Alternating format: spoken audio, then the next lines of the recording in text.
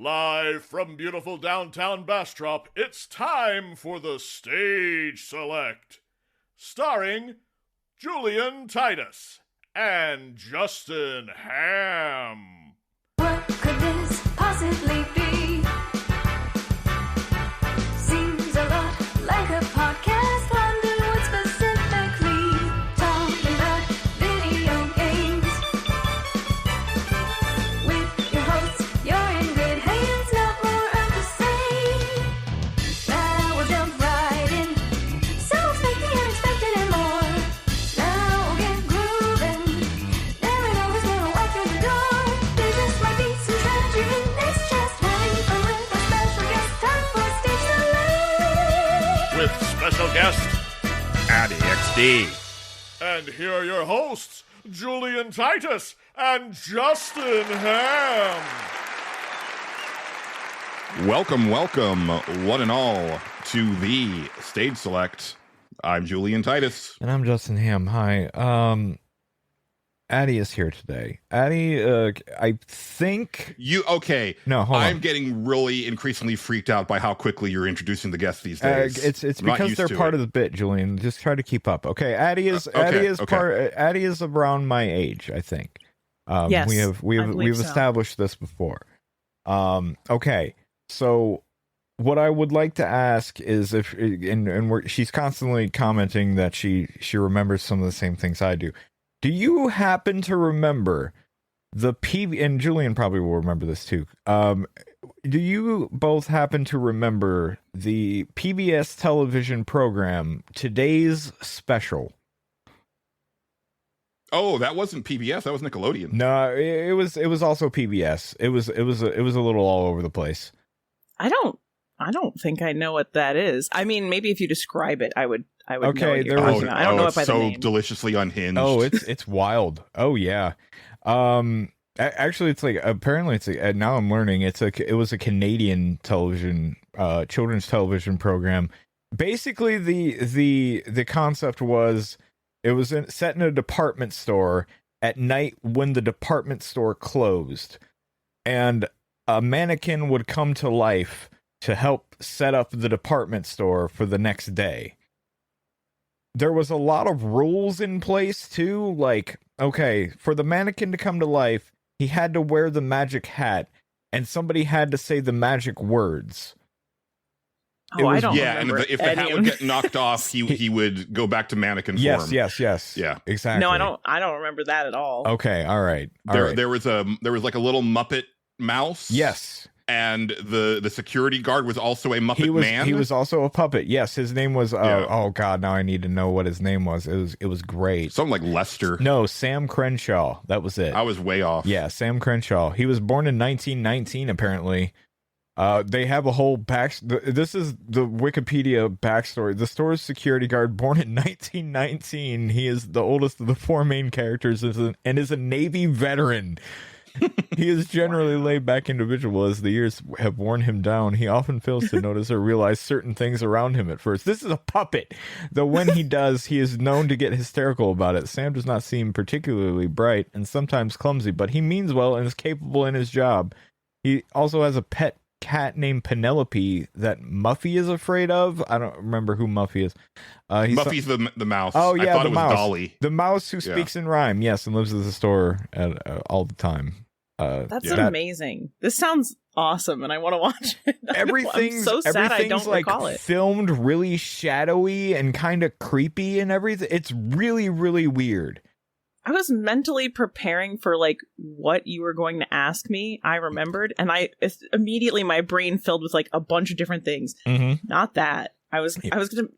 Well, do you sometimes remember Inside Out Boy? That feels like it was a don't know bit that. from something else. I think So I think it was like an in-between thing on Nickelodeon where it's like I think it's stop motion animation, but I can't remember, or claymation or something. And the premise is that the boy is on the swing and he swings all the way over the bars and then he turns inside out.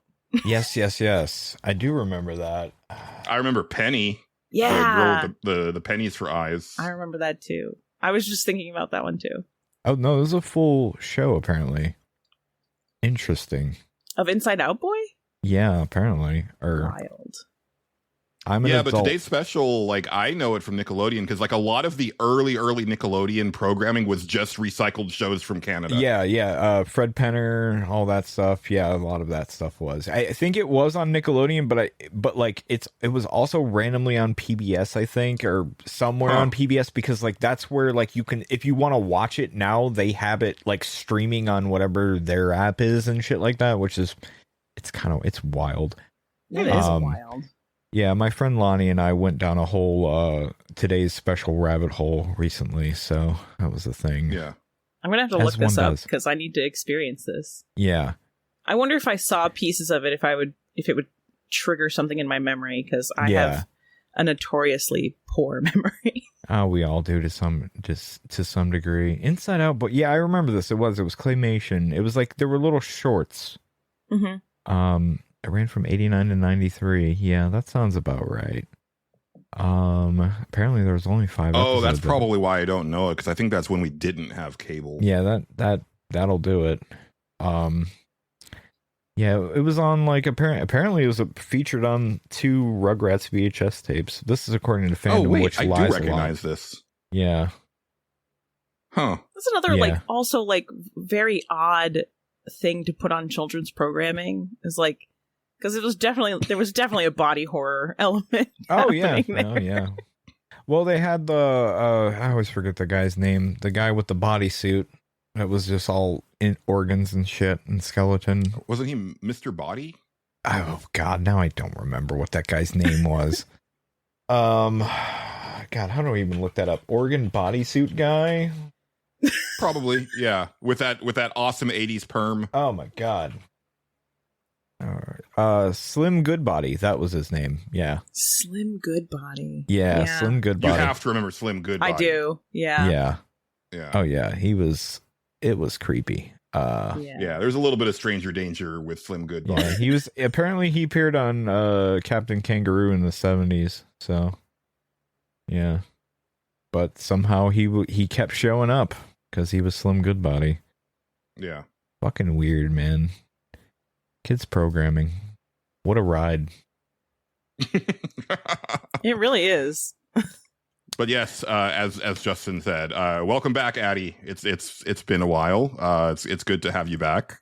Thank you. It's great to be back. Yeah, I don't know if it feels like it's been about a year since I was on.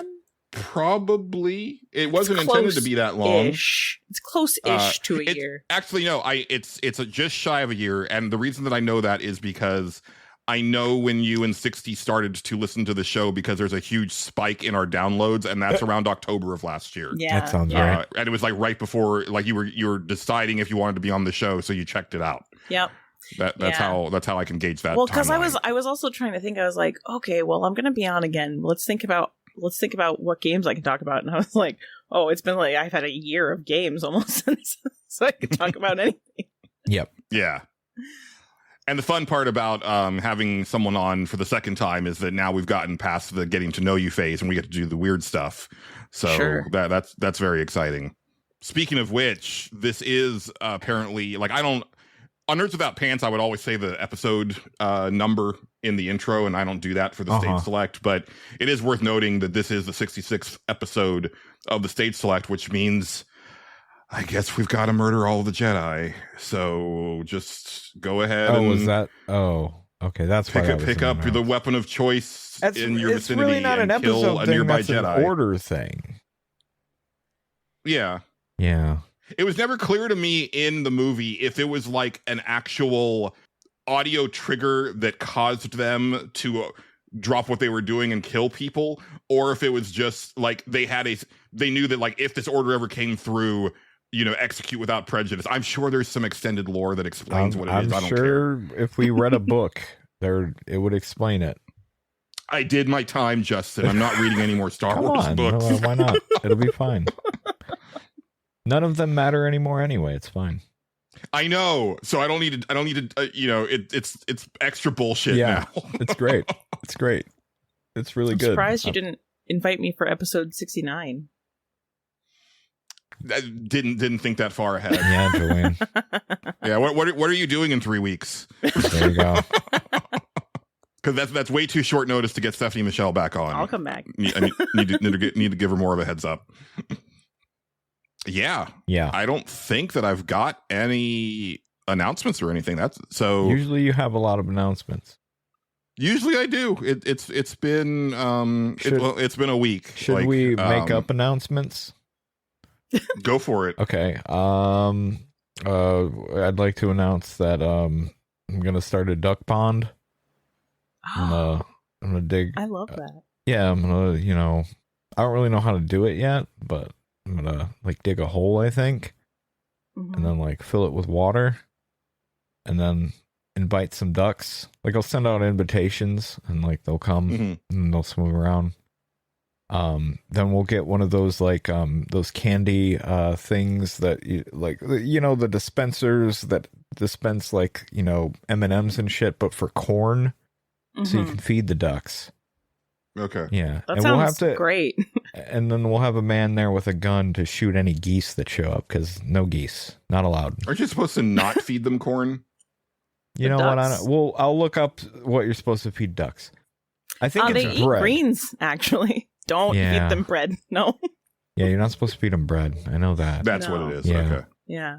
Yeah, No, they're they not- eat greens. I've seen a lot of I get a lot of ducks on my reels and video, all of the video things, TikTok, Okay, whatever. there you go. All right. And a lot of times they are videos of gauge how excited the duck is, the group of ducks are based on the greens that we're feeding them. And then if they're really excited about it, they will jump into the bowl. Okay. All right. Okay, good. But what's interesting is they put the greens in water so that because the ducks have, because they have to kind of sup to get the greens in their mouth. They have to bring it in with water or whatever. Okay. It's very interesting. And apparently also they are really good at, they're really good to have in gardening because they eat slugs. That's good. the other thing I know about ducks. That's good. But I've seen different creators who have been like gardening creators who have wanted to introduce ducks into their little biome environment or whatever. And they just get big, giant, old tubs. Right. And then they just have tubs in their lawn for their ducks. And I'm like, this is adorable. Other announcements. Well, thank you. That's great information about ducks. Other announcements that we have. Julian, I heard you're starting a YouTube channel about repossessing sheds. Oh, that was supposed to be between you and me. I wasn't really ready to announce it yet because I'm still there's a lot of I was just really excited in the back. Yeah, I was just really excited about it. You got the truck, and you're gonna go around and repossess sheds. Yeah. Yeah. I mean, I think it'll work really good. I think people will watch it. The thing right now is personal protection, because people usually they're usually not too happy when you try to repossess their sheds. They're pretty upset usually. Yeah, especially the ones that have boats in the sheds because they're just extra douchey. I was thinking about getting a place where I could build a pole barn, and then getting a bunch of sheds, and then using the sheds as different rooms in the pole barn. I think it's a good idea. You have like some sort of weird Sims 4 experiment. Yeah, well, it'll be great. I think it'll work out really well. I think that's it for announcements, Julian. I think we've announced everything that we have going. No, that's good. Yeah. You don't want to have too many announcements in any podcast. That's true. People switch off. I mean, we should just make an episode that's just nothing but announcements. Who's got the time? I do. I don't give a shit. What are we doing? Nothing these days. I haven't done shit this week. Well, I mean, I have, but not that really is interesting to the podcast. Nothing new and groundbreaking. No, Yeah. I talked to my dad. That's fun. That's good. We did Cinemorons, but that'll fun. be coming out for executive producers. That was good. I put together my Optimus Blockies kit. That's that good. was actually really cool. That's good. Came out nice. That was super satisfying Excellent. to put all the way together. Yeah. It's got a lot of crazy detail that you would never see. Mm. He's got his tires on his legs, but they're under 2 layers of armor. Okay. And it's just like, but it's nice to know they're there. Like they really thought of everything. He's got the tires on. Well, on just the, in case, on his legs. he falls and the armor comes off, then, people will know he had wheels the whole time. Yeah, part of me wants to like actually like take off pieces of the armor to have like battle damage. Right. Yeah. Yeah. Just in case, Ooh. That's an interesting idea. I like that. Yeah. Take a blowtorch to him, just give him scar him up a bit. Don't do that. I saw, so I've been getting into like watching like people putting Blocky's figures together, and so that led me to Gunpla videos, and I did see someone putting some really good weathering damage on a perfect grade Gundam, and I was like, oh no, oh, I didn't know you could do that. Yeah, you probably can. Because these, I mean, they're all pre-painted and stuff. It was like, but you could put extra detail on it. Yeah. That's definitely a thing you that can you could do. Whatever you want. Yeah, you own it. You can do whatever you want. Like I've seen people who have turned like people are making bejeweled Hello Kitty Warhammer figurines. That's good. Yeah. I follow a page on Facebook that is specifically created for people who are turning old Precious Moments figurines into cool shit. Mm-hmm. So like they're like, okay, I'm gonna mod this Precious Moments figurine into like the Avengers, or I'm gonna mod these Precious Moments figurines into like the Addams Family, or like there's one that they turned him into a Chucky doll. Why not? Yeah, it's very, very cool. You can do whatever you want. There are no rules. That's true. I can do whatever I want. You can, Julian. I'm an adult. That's right. Including repossessing a shed. You can do it. You're right. Yeah. Yes. I actually, I'll save that. I actually did do something that does pertain to the show, but I'll save that for later because we do have a guest, and we will be leaning heavily on our guest. Yeah. Pretty much. So what happened is that Justin got a life this year. Yeah, it's weird. And then I continue to not have a life. Yeah. But now it persists. My not having a life now is just editing the podcast pretty much, and then sitting in a fugue state, watching YouTube, but not really watching YouTube. I do that so I don't really get like a lot of gameplay done. Yeah. These days. So I don't know what's going to happen come Game of the Year. Yeah, me neither. And it's not even that. I just like this year in games for me has just been weird. Like I just haven't found anything to really like get into. Normally there's like one or two where I'm just like, yeah, this shit's great. And then like this year I'm just like, I look around at everything and I'm like, I don't really have that much of an interest in that right now. I don't know what it is. There's no Balatro. You haven't had a Balatro there's nothing moment to really year. like, and like a lot of the things that are coming out are like sequels, and some of them are sequels to things that I didn't really care about, like Death Stranding. I don't know. It's a thing. Like I'm waiting for something to hit that I'm just like, okay, yeah, this is good. This is great. But nothing so far. You also haven't been like giving much time for things to actually hook you. Like, I think that 100 Line would hook you, but you haven't given it, any time. No, for sure, it very well could. But like, I don't know. There's just, I don't know. I can't super get into anything right now. It's weird. Justin, are you aware of the game Power Chord? Power Chord. Is it a guitar game? It is a roguelike deck builder game. Okay. That where you are playing as a band that is trying to I don't remember the full story. It's something about like the gates of hell have broken open and all these demons have escaped, and now you're trying to like battle back the horde to like get to the Chronocaster, which is this like epic guitar that can turn back time or something like that. Okay. But basically it's a roguelike deck builder where you control 4 different band members that are all in the different roles of like bassist, vocalist, drummer, or whatever. And so there's a lot of like replayability to it because there's like 3 or 4 different characters that you can unlock for each role. Mm-hmm. And you can like have a different band each time, and then they each have unlockable cards. So there's a lot of variety to it, but it's one of those things where it's like, I played it And I'm like, this is a good enough game. Like, this is a good, fine game, but I can't stop playing it. Okay. So it's one of those ones where it's like, I can tell you that, like, this is not like a truly amazing game. I think that it has really cool things going on. I love the idea of there being like a customizable team that you can have in your roguelike deck builder thing. That's cool. That's probably the best thing that it has going for it. Yeah, it's pretty It neat. does get repetitive, but also it's just highly addicting. Sure. And I can't keep my hands off it.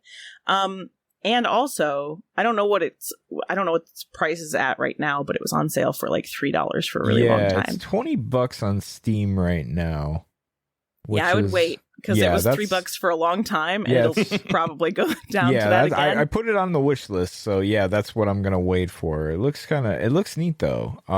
Better than I thought. I didn't know what I expected when I clicked on it. I like how at the bottom of the pages it says we're big fans of Slay the Spire, Monster Train, and Darkest Dungeon. So it's one of those. See, Yeah. it's a lot of those are good names to to be aspiring to. Yeah, why not? Aspiring to. Yeah. Ha ha ha. Because Slay the Spire, That's good, Julian. You did a good job. Thank you. I just want to be acknowledged once in a while. God damn it. I know. Did anybody's Steam wish lists get like decimated with all of the games being removed? I haven't actually looked. I haven't looked either. Mine did not. Mine. I started to look at a list of like everything that got pulled down, and then I stopped pretty quickly because it was like, well, obviously, like you were playing with fire the entire time. Oh yeah, because like all of them are the ones that have like incest or like mind control, like in the title. Like it's not even like trying to be like cute about it, right? So I was like, well, no, you were never like, you were always potentially going to be chopped by Steam themselves, like not, And I was like, okay, this might not be as bad as I thought it was going to. The itch situation is way worse because you literally cannot find adult games on there, even if you know the name of the game. If you have know to the have name, the direct link. And even if it's something That's you bought, wild. apparently you can't get it anymore. So. Oh, really? I didn't know that. That's what I heard. Ooh. Yeah. So if you bought it, get fucked. If you don't still have it downloaded.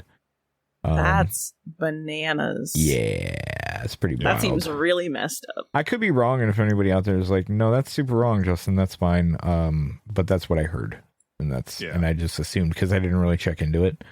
So it's believable, and I know that for Itch's part, it's not their choice. It's they're a relatively small staff, and they're like, we're fucked if like our payment processors pull out. So we've got to. All I'm saying is on Steam, the game Talented Exorcist Won't Submit to Tentacle Demon is still available to buy. So I think it's going to be okay, everyone. Yeah. It's going to be okay. I don't think that my list got hit very hard. Yeah. I think it's about, I have 331. I think that's about where it was before. Right. I would be interested. Geez. I would be interested to know what happened to 60s. Yeah. That's your wish list? My wish list has 331. Yeah.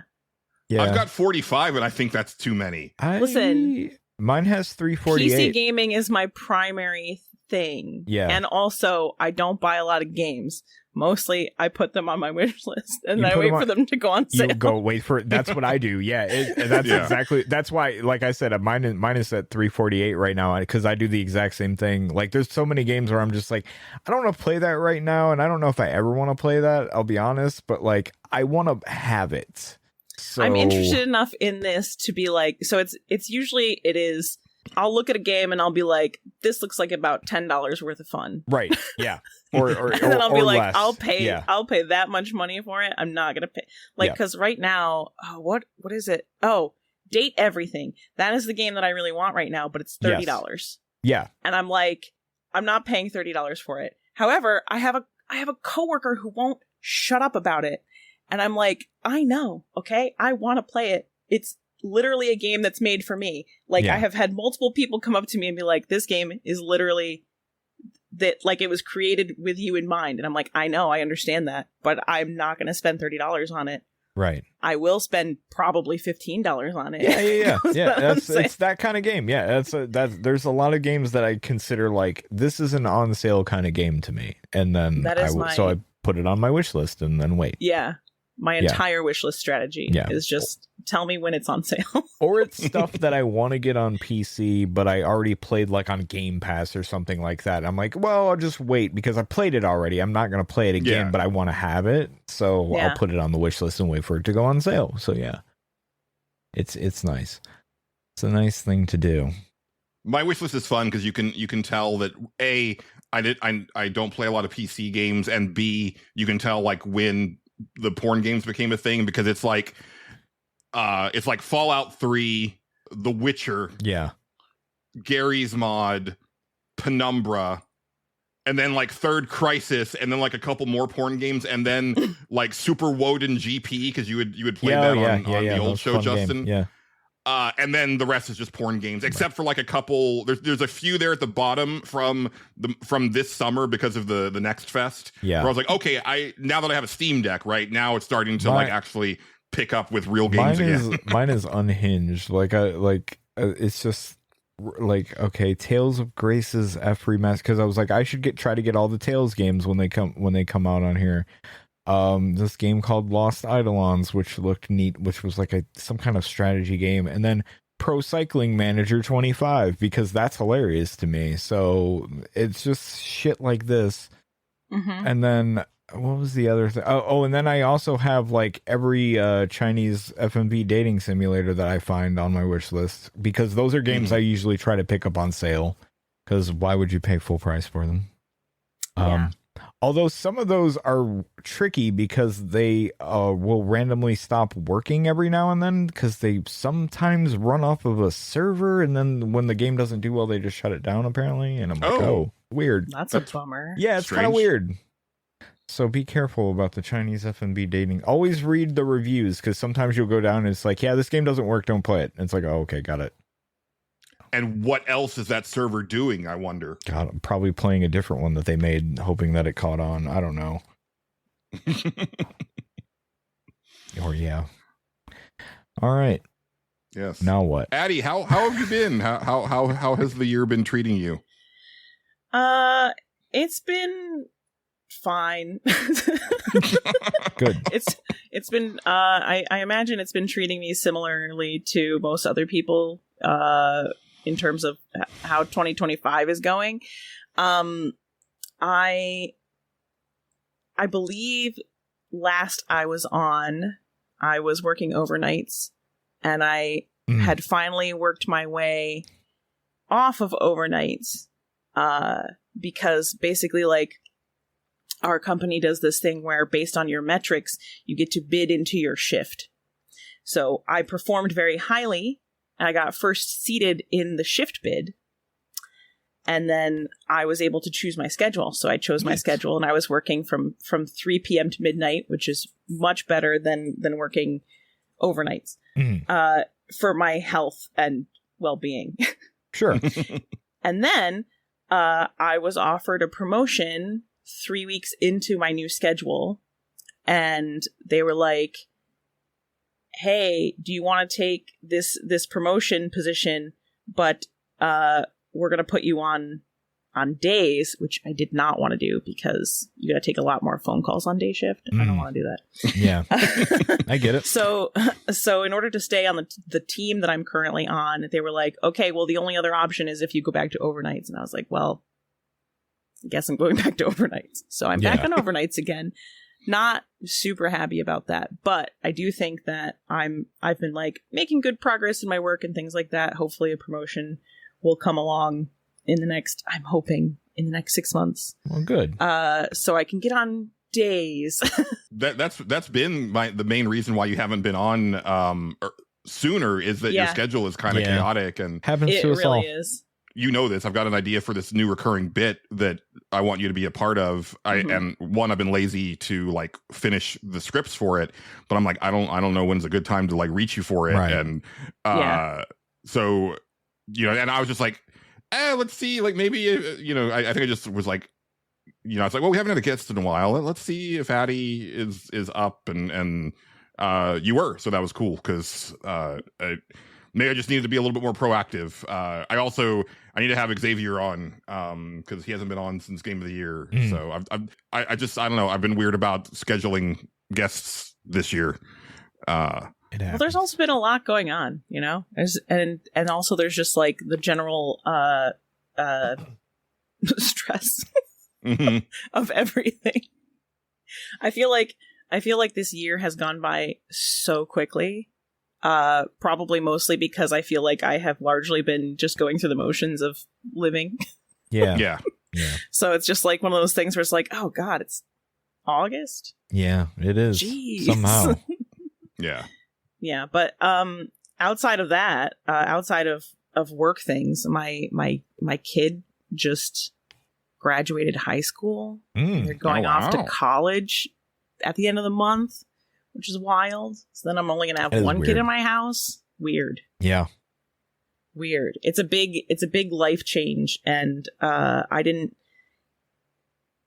have not allowed myself to truly confront the whole like impending empty nestness of things. Yeah. So it's been interesting. It's a weird phase of life, and oh man, I'm gonna miss my kid. I mean, they're not gonna be very far away. She's going to college like half an hour away, but they're like, you know, probably shouldn't go home for the first 4 to 6 weeks just to make sure that you're like fully transitioning to the college experience. And I was like, I agree with that, but also, also kind of losing a live-in babysitter for my younger child. So. Yeah, you'll have that. There is that. But yeah, outside of that, it's like it's just normal, stressful, everyday, whatever. That's the part of not going to college that I regret. I mean, not that but the thing is, if I had gone to college, it wouldn't have been like an away college anyway. So I still probably, it wouldn't have done me the good that probably I needed, which was to get me away from being such a mama's boy and like living under my mother's rules and kind of, you know, seeing a different way of life. But like, I don't think that actually, unless I had gone, like actually like applied myself and tried and gotten into like a college where I was going away, like I don't think that would have actually done me any good because I still would have been at home. And so it still would have been like the same thing. And I was just so not a rule breaker that I don't think it probably would have, that wouldn't have changed. Like I still would have been like at home at a decent time and not going out or doing anything with people. So never mind. Yeah. It actually, I'm probably better off because I would I would have just had a ton of debt and then like nothing to show. That's what I always think about. That's what I did. Yeah. That's usually what I always think about. I went later, but the first time around I went and I got super depressed and then dropped out, and which is always something that like nobody expects from me because like in high school I was always like a high achieving student. It was one of those things where it's like, oh yeah, she's gonna be fine, she's gotten good grades the whole time, she's smart, she's gonna be just fine. And then I went to college and I was like, nope, I don't want to leave my dorm and I don't want to go to class, and sometimes I think about walking in front of a bus. So, you know, I ended up dropping out, and then I didn't want to go back until after I had kids, which was what really made me kind of like, that was my alternative formative experience, is like having kids, and then that forced me to grow up and be responsible, which then allowed me to be prepared for college. So it was like this weird, like, quote unquote, like, as like in terms of mainstream, out of order way of doing things, but that's me. That's my life. Yeah. I do that all the time. I don't do anything in order. No, that's perfectly fine. Yeah. Actually, you've clued me into a thing. Justin, what? I'm going to have a kid because that'll force me to grow up. Yeah. That's what I've been missing. I think you should do that, and also teach them to be a professional dart player. Okay. Can't go wrong. Justin, you've known me for a really long time. You're supposed to talk me out of this, and you were like, "That's a stupid fucking idea, Julian. You're a disaster." No. I've learned to just go with whatever ideas anybody has. They're always probably great ideas, even if they're not. So yeah, I should always be ignored. You've been talking to Abramo way too much backstage. Well, yeah, he's got good ideas. I've noticed the change. He's got good ideas. Yeah, let's go with it. Okay. It's fine. You have to have a kid so you can protect the Shed Repo dynasty. Yeah, and teach them to play professional darts. That'll be their side hustle. And also, like, I've had this like pearl necklace like in the closet, and like I need a reason to clutch it. Sure, so that's really like a really that's what that's what happens. That's also true. Yeah, the children. What if the children?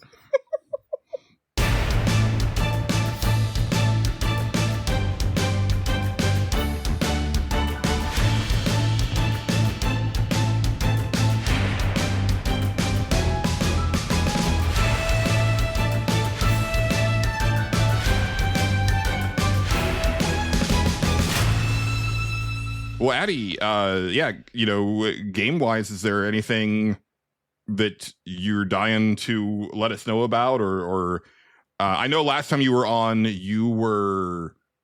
think you had started your Persona 4 run, which I have since, like, I started it this year and then I gave up because I just wasn't feeling it. And then they announced the remake, so I'm just going to wait for the remake.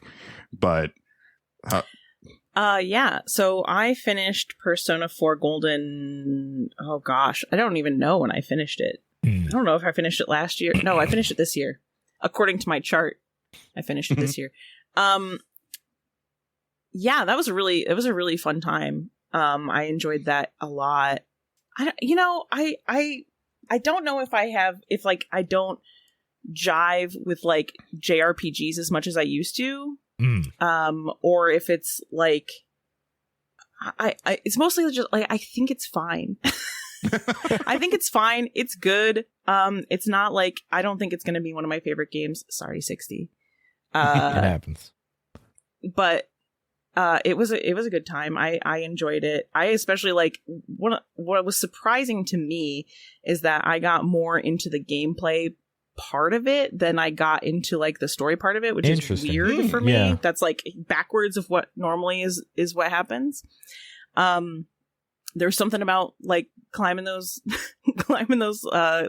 dungeons and the castles and stuff like that. I'm just like, okay, this is cool. It reminded me of like when my dad was alive and he was playing, gosh, he played all kinds of different games, but mostly like RPGs. But he was just like, he would just farm constantly. He was just farming resources all of the time, farming XP. And he was like relentless. And it was just one of those things where it's like, I started playing and I'm like, all right, I kind of get it. I get the draw. But yeah, that was like a big one that I closed out this year. Cause I think, oh gosh, I put like 140 hours into it or something, which is probably normal for a Persona game.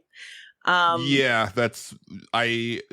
the only ones that I've played are Persona 5 Vanilla, then Royal, and then the 3 remake, and it was 100 hours for 5 Vanilla, 100 and like 70 or 80 for Royal. It's more, I can't remember. And I want to say it was a little over 100 for Persona 3 remake, probably about something like that.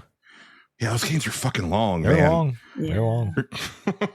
The other thing I do really like about it is, and this is true of like when I played Shin Megami Tensei's Nocturne way back in the day.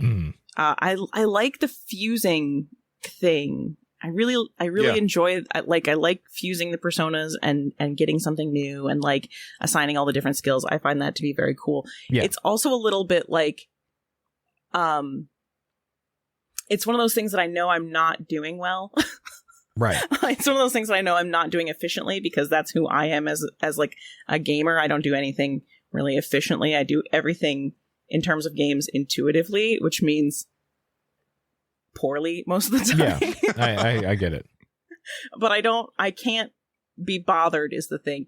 I'm not. I think I have made a spreadsheet for a game one time. Mm.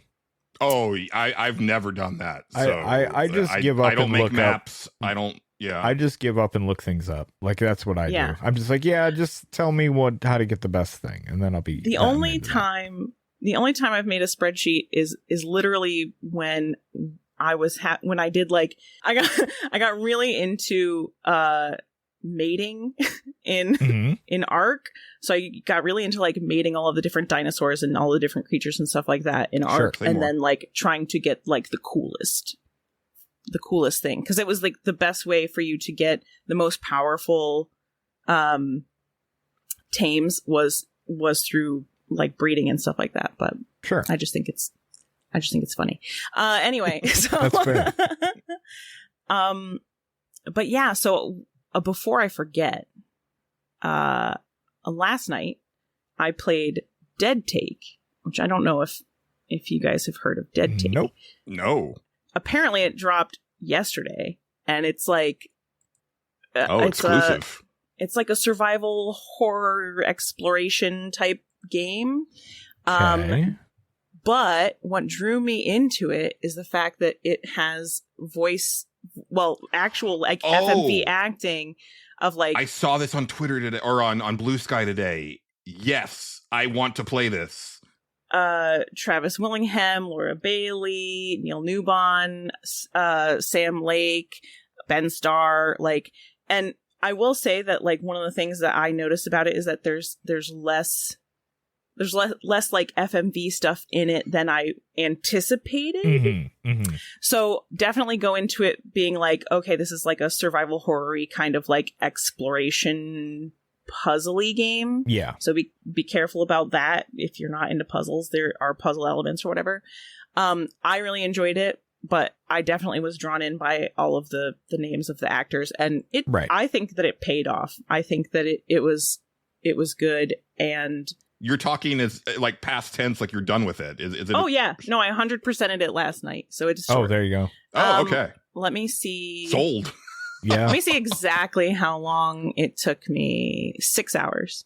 Nice. So, yeah. There you go, Julian. Yeah, this Yeah, I can actually finish something for once. God damn it. Yeah. But yeah, it was very fun. Ben Starr and Neil Newbon play like the leads, and they're essentially like these actors who are both vying for the same role. And there's a lot of like weird, cool, dark, surreal nonsense that has to do with that. But it was really cool. I felt like there were some interesting storylines, because like there's multiple storylines that happen within it. There were some that were maybe like one or two of them that were like, okay, that's a little cliche, but fine. And then there was also a little bit of like, they wrapped up the storyline, but it felt like there were still some pieces that they kind of left on the floor with it. So it's not a perfect game, but it was definitely fun. I don't regret paying the $15 or whatever it was that I paid for it. So. On Steam right now, it's $13.49. Yeah, so that's what I paid for it. There you go. Yeah, no, that's definitely on the radar.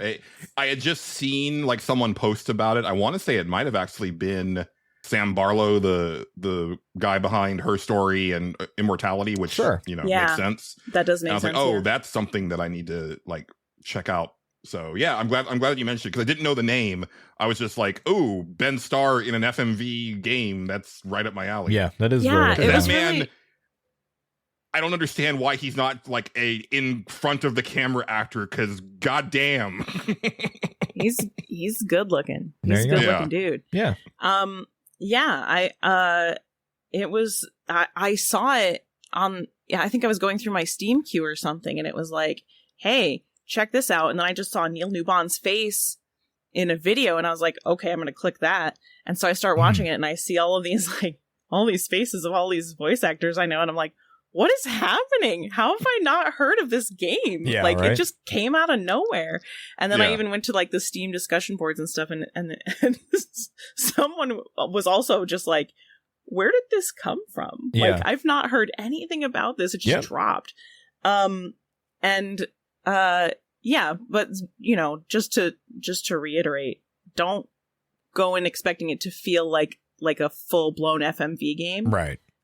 Because it doesn't have nearly as much like FMV stuff as a very straightforward FMV game. It is primarily like survival horror exploration, and then it has FMV stuff. Yeah, not every in it, game so. can be Super Scout, the thing we all have to live with. Yeah. Yeah. Let's see. What else have I?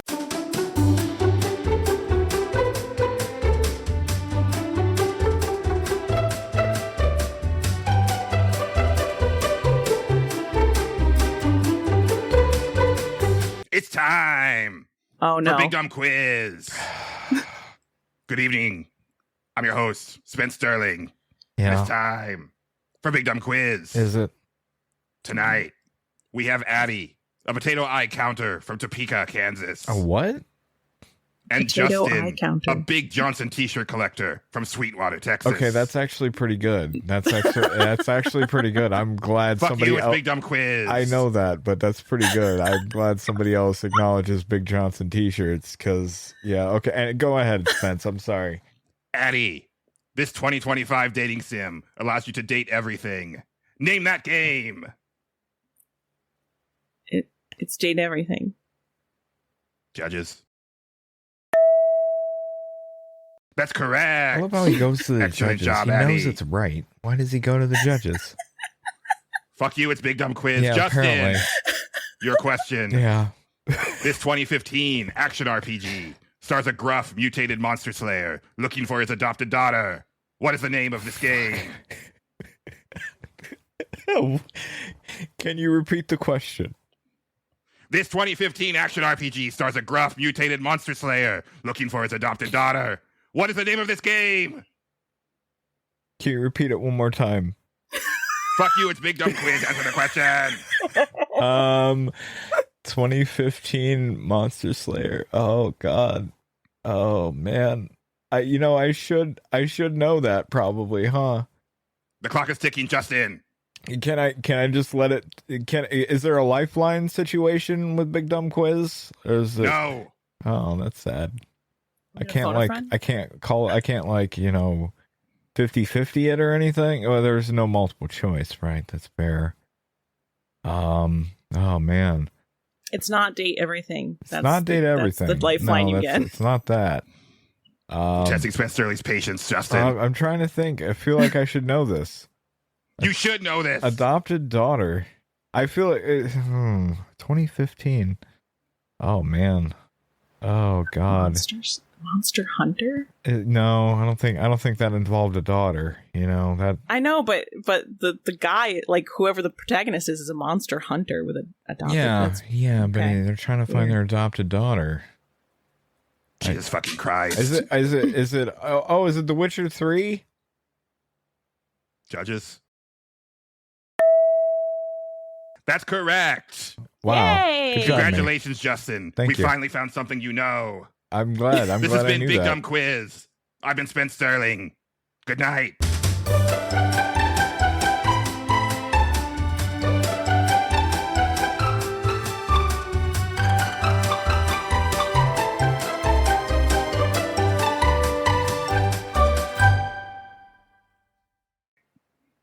What a positive experience that was. I don't know about all that. Yeah. I wouldn't really quantify it like Justin, that. I was dying on the sideline. I wanted to tell you what it was. You were killing me. What was getting me was the adoptive daughter part, and I was like, okay, I know I should know this, but I don't. Yeah, I forget series kind of the adoptive daughter.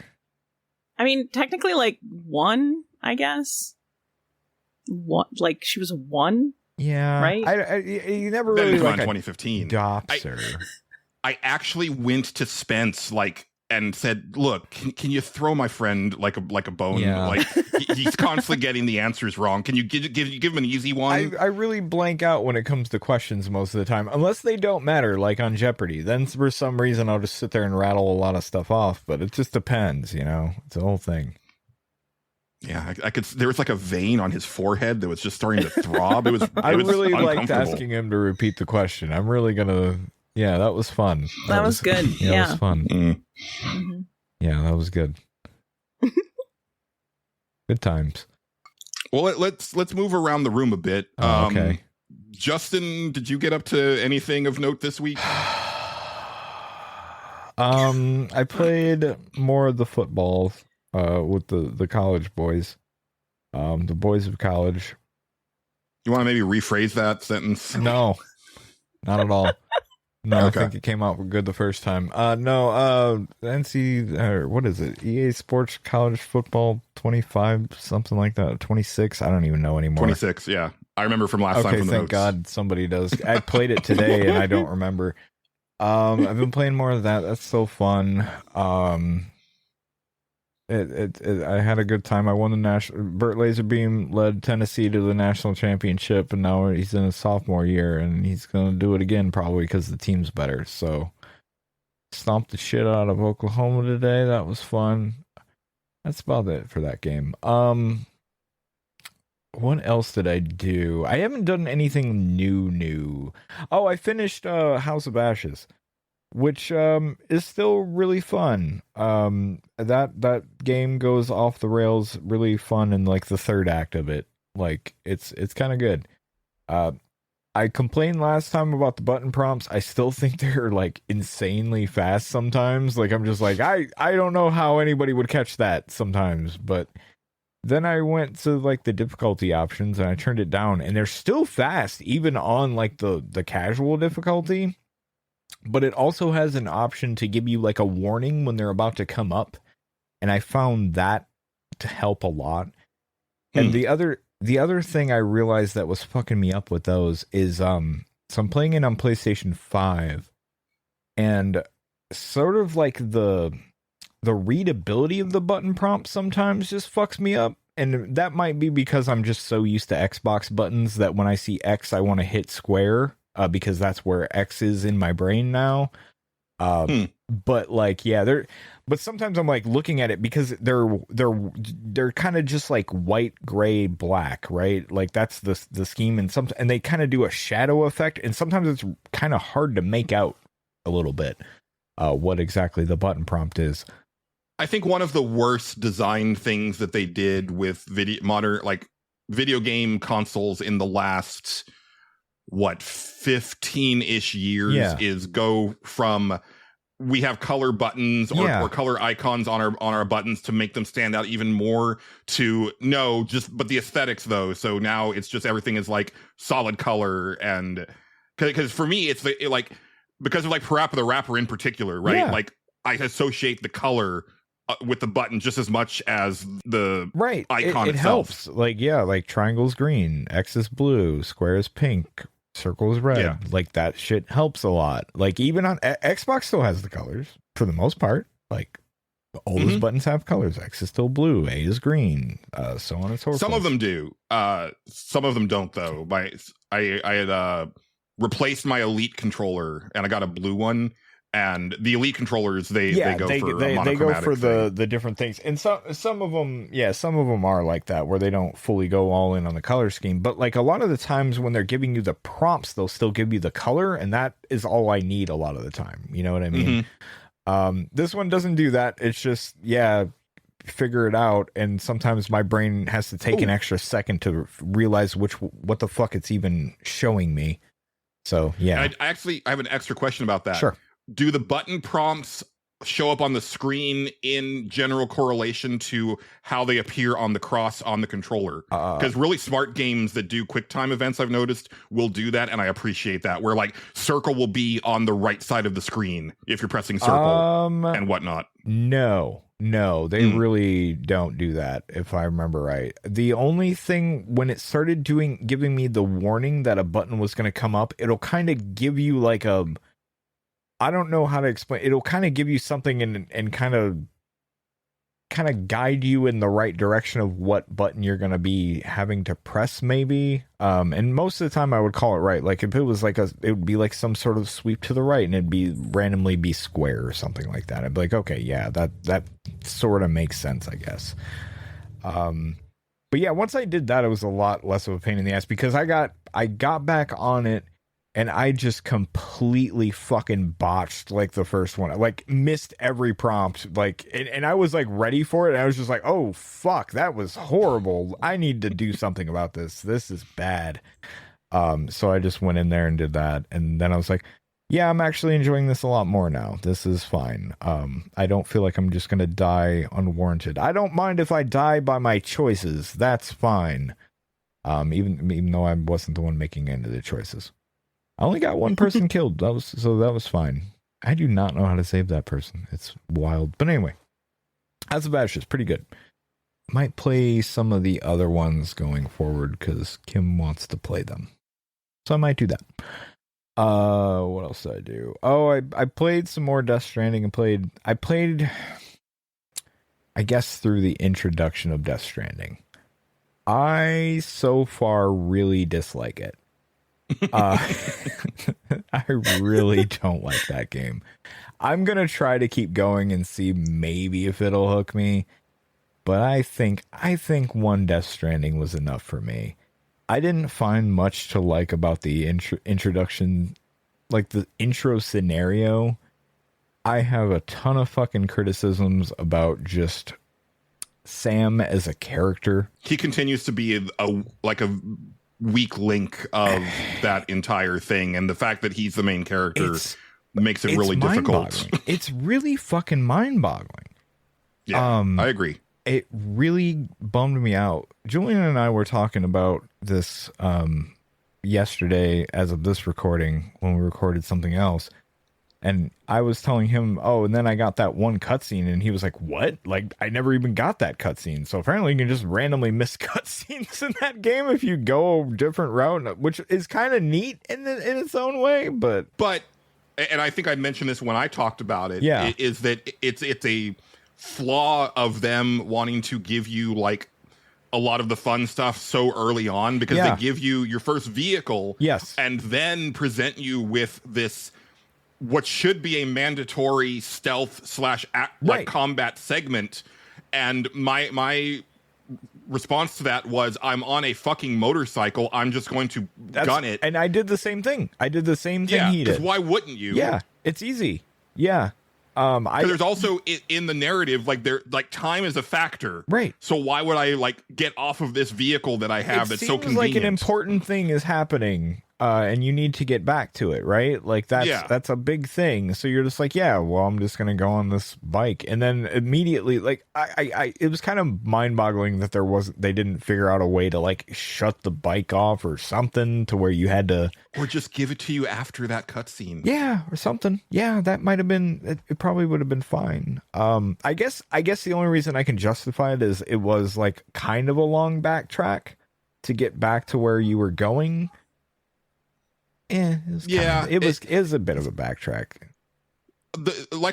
My thing with the game so far has been that a lot of it is it really feels that it feels like a Mass Effect 2 situation, where Kojima heard a lot of the criticisms of the first game, and was like, they didn't like this was too challenging or this blah blah blah, and so the answer was not improve it was just make it way easier. Yeah, that's fair. And also just let's dump all of the stuff, we're not going to Metroid you, let's give you access to as much of the stuff that you had late in the game as early as possible to smooth it out to nothing. And because I did pick it up again. That's one thing I did is one night I was like, I really need to play a video game, and so I fired Death Stranding 2 back up, and I did the next story delivery, and there was a part that was actually significantly challenging. I was like, okay, cool, except for the fact that because I wasn't prepared to go through a BT area, and I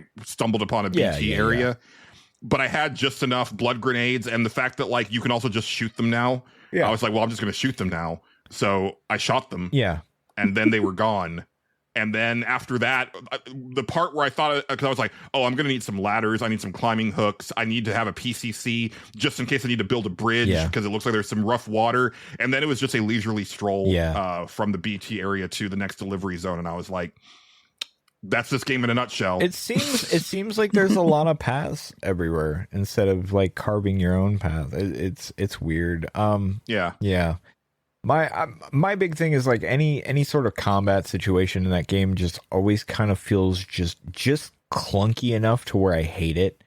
I don't know what it is, if it's the switching back and forth between like now I'm delivering and I have to balance my weight to all of a sudden I'm fighting something, and that shit just annoys the fuck out of me because I always like randomly forget how the fuck to do anything in the middle of it. And that might be a product of me taking time off from it sometimes, but god damn it, I don't know. Everything always feels clunky. It's not just that. It's also because those two halves of the gameplay loop are so different. Yeah. And again, you know, I think that we've talked about this off mic. There's a timeline where Death Stranding doesn't have any combat. I would love and it's that. Probably a better experience. I actually would love that game. I actually would. I really wish it was just you against the elements trying to fucking balance your weight and fucking haul just big ass fucking loads across the phrasing. You get it. Across the fucking whatever. That would be great. I'd be super into that. But when it tries to like toe this line and have a little bit of everything, and I'm like, it doesn't really need to have everything to me. Like, I'm having a good time with this part, but this part of the game I think is clunky and feels like shit because it feels like you crammed it in here. I don't know. And also just like the intro just didn't do much for me. I got so mad at some of the character stuff. I got really upset at just like, I don't know, part of the first game was trying to figure out exactly what the fuck was going on in that universe, because that was the interesting part. And now that a lot of that is solved, like, I just am not interested anymore. Like, the more they give me, the more I'm just like, I just don't fucking care. And I'm struggling really hard to get interested in it. Kojima's a weird guy. Like, I sometimes his writing, I'm like, yeah, that's really good. And then sometimes I'm like, I feel like you're giving almost too much away right now because you can't help but explain things, but maybe that's your plan. I don't know. I don't know. I might try to play a little bit more and get to something else, and maybe that'll turn me around. Maybe Australia is really great. I don't fucking know. You know, I wonder, because, you know, there's been a lot of, I mean, there's always criticism about Kojima's writing anytime he releases a game. But I wonder if part of the disconnect for a lot of people, because I've had this like thought for a long time, because his games are like, as far as like the aesthetic and like the overall like gameplay loop and stuff feels more Western than a lot of his peers. People don't expect the writing to be as Japanese as it is, because a lot of the things that people complain about Kojima stuff, I will always be like, yeah, that's anime and that's very manga, so.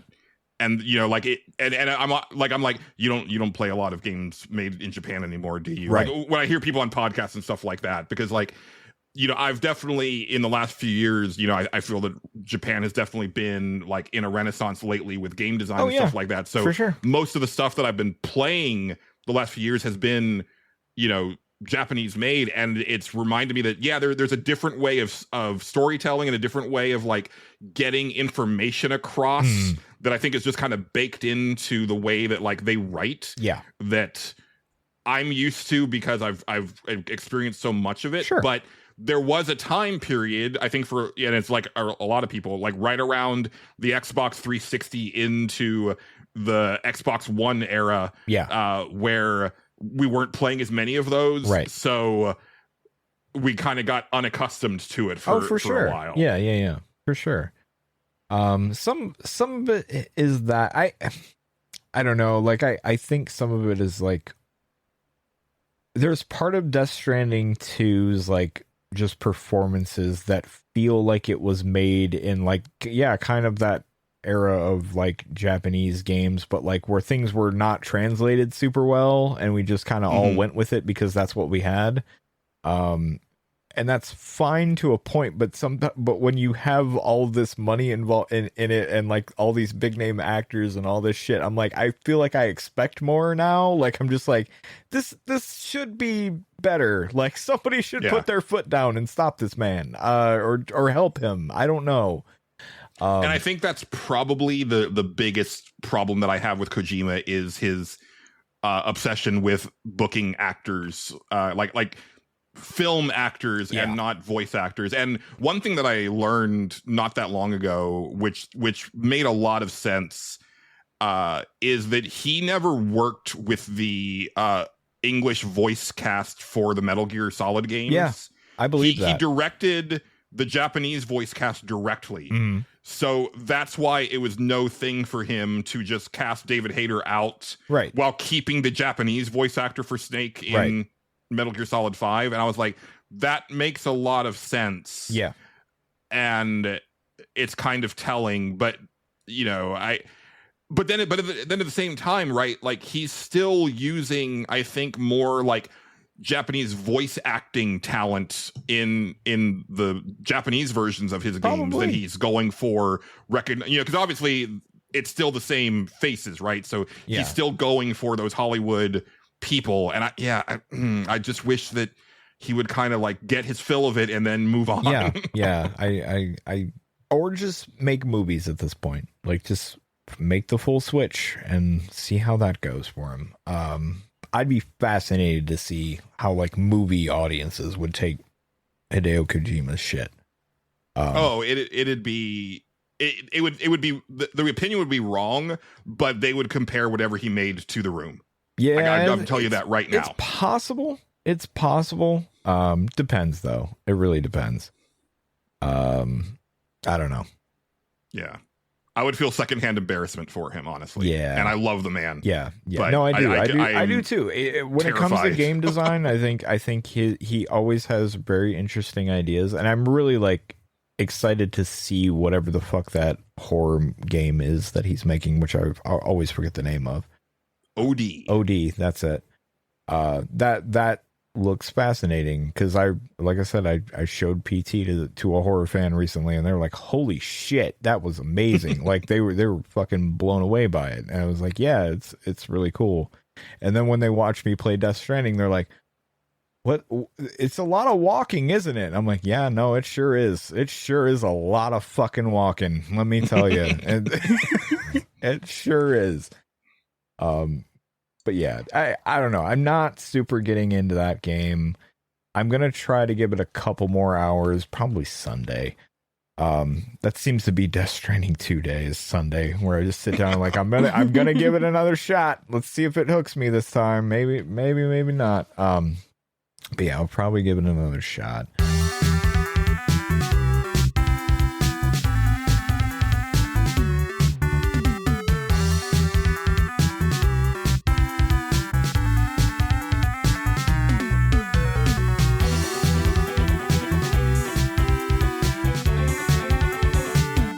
I don't think I'm going to have time to play anything this weekend other than like Final Fantasy 14, which is normally scheduled. Yeah. The plan is to spend all of Sunday in the movie theater with friend of the show, John Gholson. So there you go. We're gonna do that. I did take time yesterday to play a demo that dropped. Okay, cool. For the new Shinobi game, which I don't know the full name of. I just call it the new Shinobi game. The new Shinobi game. That's good enough. Yeah. Which is it's interesting that it's coming out when it's coming out, because Ninja Gaiden Ragebound literally just dropped this week. And I think the Shinobi game is coming out soon-ish. Mm-hmm. So comparisons are going to be obvious because you kind of can't help it. Yeah. Actually, I think, hold on, Julian, because I swear to God, I've seen this. That game might actually be out right now. The Ninja Gaiden one. No, yeah, it is. Oh, okay. Yeah, I thought you said... Yeah, I'm saying the Shinobi one is coming Oh, soonish. gotcha. Oh, okay, my bad. I mixed that up in my brain. My deepest apologies. I think that Shinobi's got a cooler overall style to it. I really like the art. I like the animation a lot. Mm-hmm. it is a significantly easier game Okay. than Ninja That's Gaiden, fine. which, I mean, I guess that's kind of in line. I do kind of remember like Shinobi being a little easier than like the Ninja Gaiden games Ninja back Gaiden in the was day. hard as shit, dude. It was, Yeah. yeah. And Ragebound is, probably going to be like Oh, I'm when I sure. played the demo, it wasn't as hard as the NES stuff, but it was still it was yeah. going for that. I mean, it's kind of just that series' MO really is to be kind of hard, no matter what they're going for, right? Like it always Right. seems like it. Ninja Gaiden Ragebound is very much a level 1, level 2, level 3 type of thing Mhm. where you get to the end of the level and then you go to like a map and then select the next level. Mm. I didn't finish the demo, but Shinobi seems like it might be more of a contiguous map, Oh, okay. a la like a search action game where you're going to be like coming back to areas. All right, sure. But it might just be that each map, like each level is just kind of sprawling, but then you get to the end of the level and then you can come back if you want. I couldn't tell because like yeah. I didn't get to finish the demo to see like how that ended. But here's the thing is that it reminds me of what I heard about Prince of Persia Lost Crown last year, Okay. which is that if you're just wanting to finish the game, Mm. it's like a relatively, effortless affair. Like, so for example, like you have a combo meter and it resets when you get hit. And at a certain point, I had like 119 combo meter because I just had not gotten hit for like a really long time. Sure. And then when I did get hit, it's just because like I was like not paying attention to the screen. Yeah, you'll have that. And I was like, okay, yeah, like I just wasn't paying attention to that ninja star. Okay. Yeah. And then I quickly racked it back up to like 60 something. Sure. But there are challenge areas in each of the levels that are some pretty hardcore platformy bits where like for example, there was this one where you're like doing the wall climb and then jumping to another part of the wall to climb up that part. Okay. And then you get to a part where there's spikes on the ground. And so you have to jump off from the wall climb just so, and then hit your air dash at the right time Mm. to get to the next platform. And then feather your jump to make sure you don't jump too high, air dash again, get to the next wall. And then you're doing another wall climbing section, that type of thing. Right, and right. then if you get hit, it takes you to the beginning of that segment, right? And if you get to the end, you're going to get like a new ability or something cool, but totally optional. Like that's not like the core thrust of the game. Sure. But I like it a lot, and the big takeaway that I had from it was that if this is indicative of what Sega is cooking for all of these refreshes of their classic franchises, I'm very excited. Yeah. And this isn't the one I'm looking forward to the most. That's Golden Axe. Sure. But if Golden Axe is like half as good as this Shinobi demo was, like I'm so stoked. Oh, there you go. But that's literally all that I did game wise. Nice. Addie, get us, save us. Talk about video games. I don't. What else did I do? I don't know what else I did this week, but It I doesn't have have to be lots of this other. It doesn't have to be this Yeah. week. Lots of other things to You've been talk gone about. for this long. You can talk about literally anything. Let's see. 60 and I played Alan Wake 2 Okay. and the DLC for that, which was awesome. Cool. Continued to love Remedy storytelling. Yeah. And the problem is, here's the issue. Okay. Alan Wake 2 was a very heady game, Mhm. and we finished it so long ago that so much is lost from my This is brain. always my big thing with DLC because for that exact I'm just stuff. like, I mean, I guess like, so when we played it, I remember like afterwards, they went to all like the TV tropes pages and stuff like that, and we were deep diving and we were like forming all these theories and everything. Mm. And it's just, oh man, I love that video game experience where you're just like, we're just gonna fucking deep dive. Right. Mm-hmm. And just like live in it for a while. And that's I love it. I can't remember anything that we talked about, of course. Yeah. That's how it goes. But I will say that it makes me want to try, because I know that FBC Firebreak is a very different game, but anything that's like in that world, I want to experience. Right. But that's also another one that's on my wish list, because I'm like, I'm not paying that much money for it. Yeah. Oh, it's not a free to play thing, huh? What, FBC Firebreak? No. Yeah. Okay, I just assumed that it was. No, I think it's like $30 Okay. or something. Yeah, let's look it 30 or up. 40. I don't remember. I'll find it. It might not be on Steam though. But it's also like, it's multiplayer, and it's not always, I don't know. I don't know exactly how the multiplayer is going to work. I don't particularly like playing multiplayer games with random people. Right. Yeah. And this one is a if I can team-based just- thing. That's kind of the thing where, like, Yeah. I'm like, I don't want to bring a team down, but I'm going to, just by nature of me being on the team, and that makes me feel bad. Yeah. If I'm just Yeah. failing on my own, that's fine. Yeah. For just clarity, it is $40. FBC $40, Firebreak, yeah. yes. And it says it's a 3-player cooperative first-person shooter. And probably I could find like people I knew who would play it with me, so I didn't have to play with random people. I'm also wondering, I don't know for sure. I like it when you have the option of putting like an AI bot in. So like, if 60 and I were playing together and we just had a bot player, I would do that.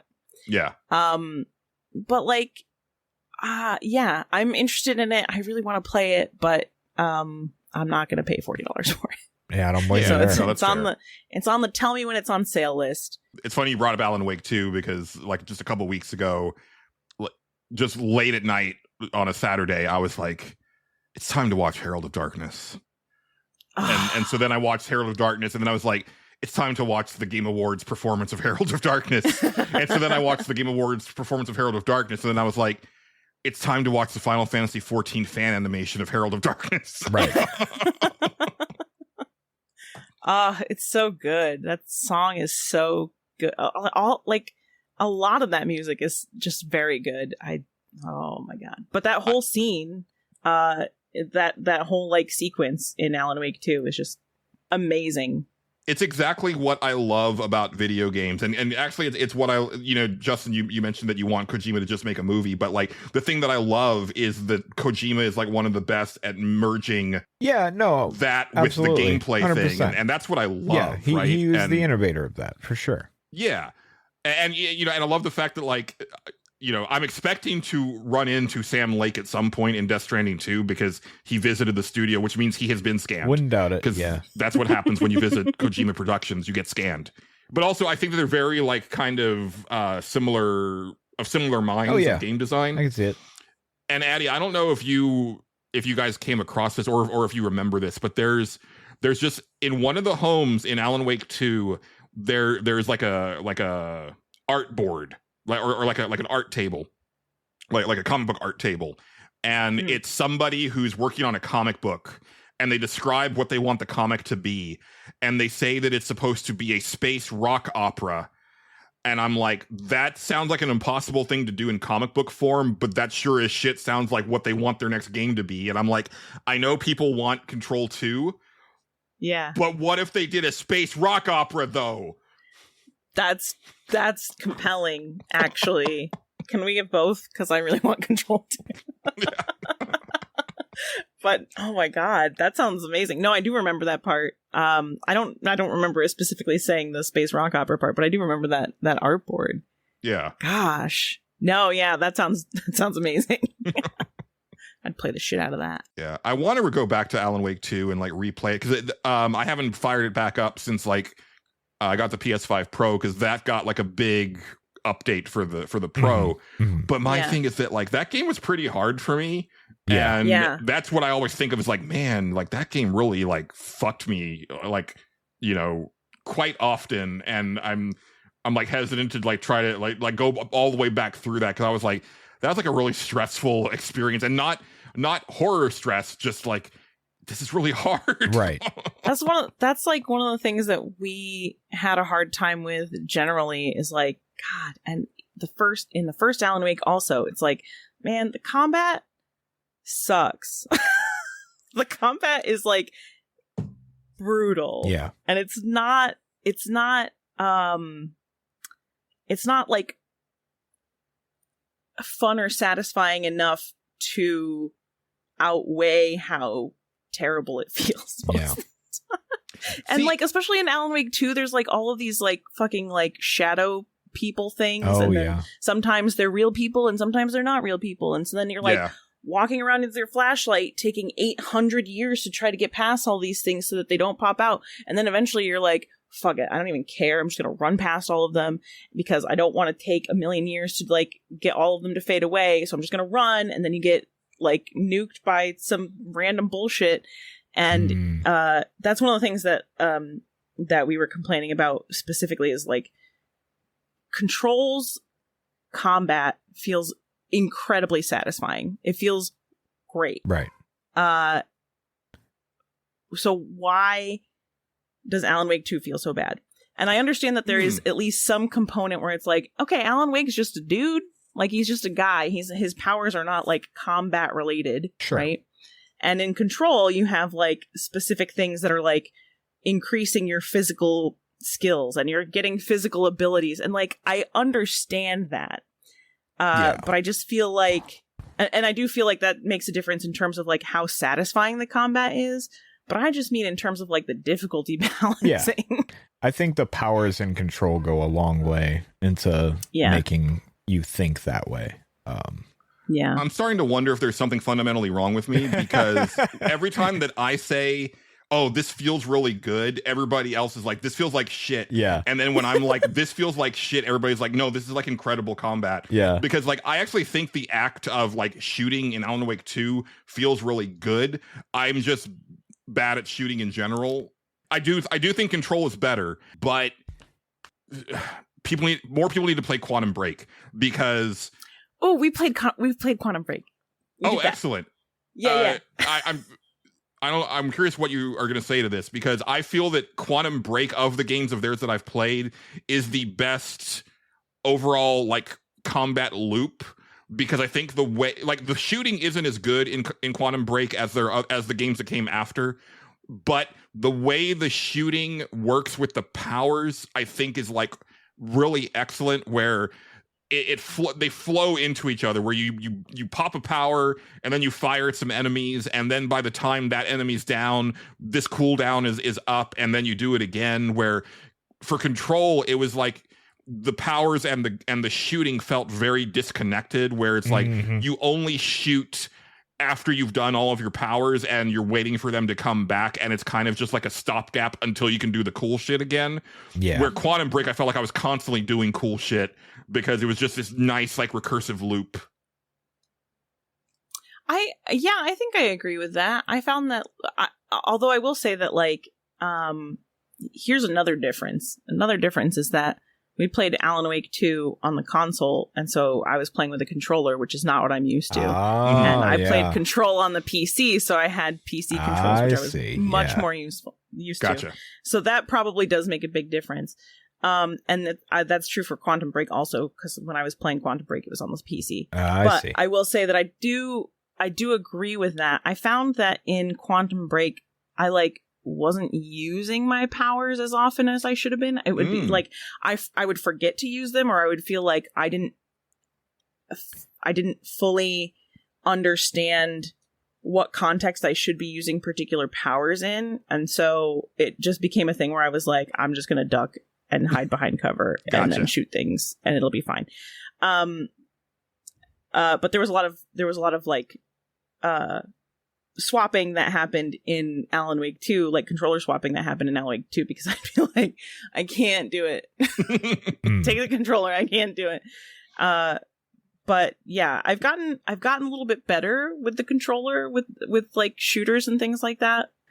I'm always gonna like the keyboard and the mouse for shooters because I just feel like it's there's something about my brain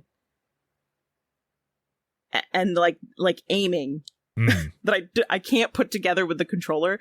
My brain is like, I don't understand. I feel like I'm moving in too many planes. And and it comes down to what you're used to, right? Yeah, like there's no pretty way in much. hell that I could play like a shooter with keyboard and mouse because that's just not a skill set that I have. I tried to develop it after not doing that for, years and years and only playing on console, and I can't ever get used to it. My big thing is not so much the mouse aiming. I can do that, and I can do it when it's something that doesn't require, I guess, a lot of thought. But when I have to click any like actual button on the keyboard, then I go, oh fuck, I'm bad at typing. So I have to remember where like these buttons actually are, and I get lost. Like WASD, I will just all of a sudden my hand's over here and I'm hitting the wrong thing, and I'm like, okay, yeah, I don't think this is for me. But if I grew up doing that, different story. I mean, I'll tell you, I still do that. Yeah, oh yeah, I'm sure. That's how you. So, in Arc, the like dismount flyer button by default on the keyboard is E. So if you're like resting on WASD and then you like accidentally shift over, I can't tell you how many times that I've like dismounted in midair and fallen to my death off of a flying mount because I accidentally rested my hand on the wrong spot. Yep. So even as like someone who uses keyboard and mouse all the time, it still happens very frequently, and it's deeply embarrassing. But I will say, I have to, especially as I get older, I have to get better about the controller. Yeah. Because the last time when 60 and I were playing Halo, one of the Halo games, we were playing the what's the collection of all the Halo? Oh, a Master Chief collection. Yeah. So we were playing through that, and it was like one Saturday, and we were playing for like 12 hours and like didn't realize how long we had been playing. Yeah.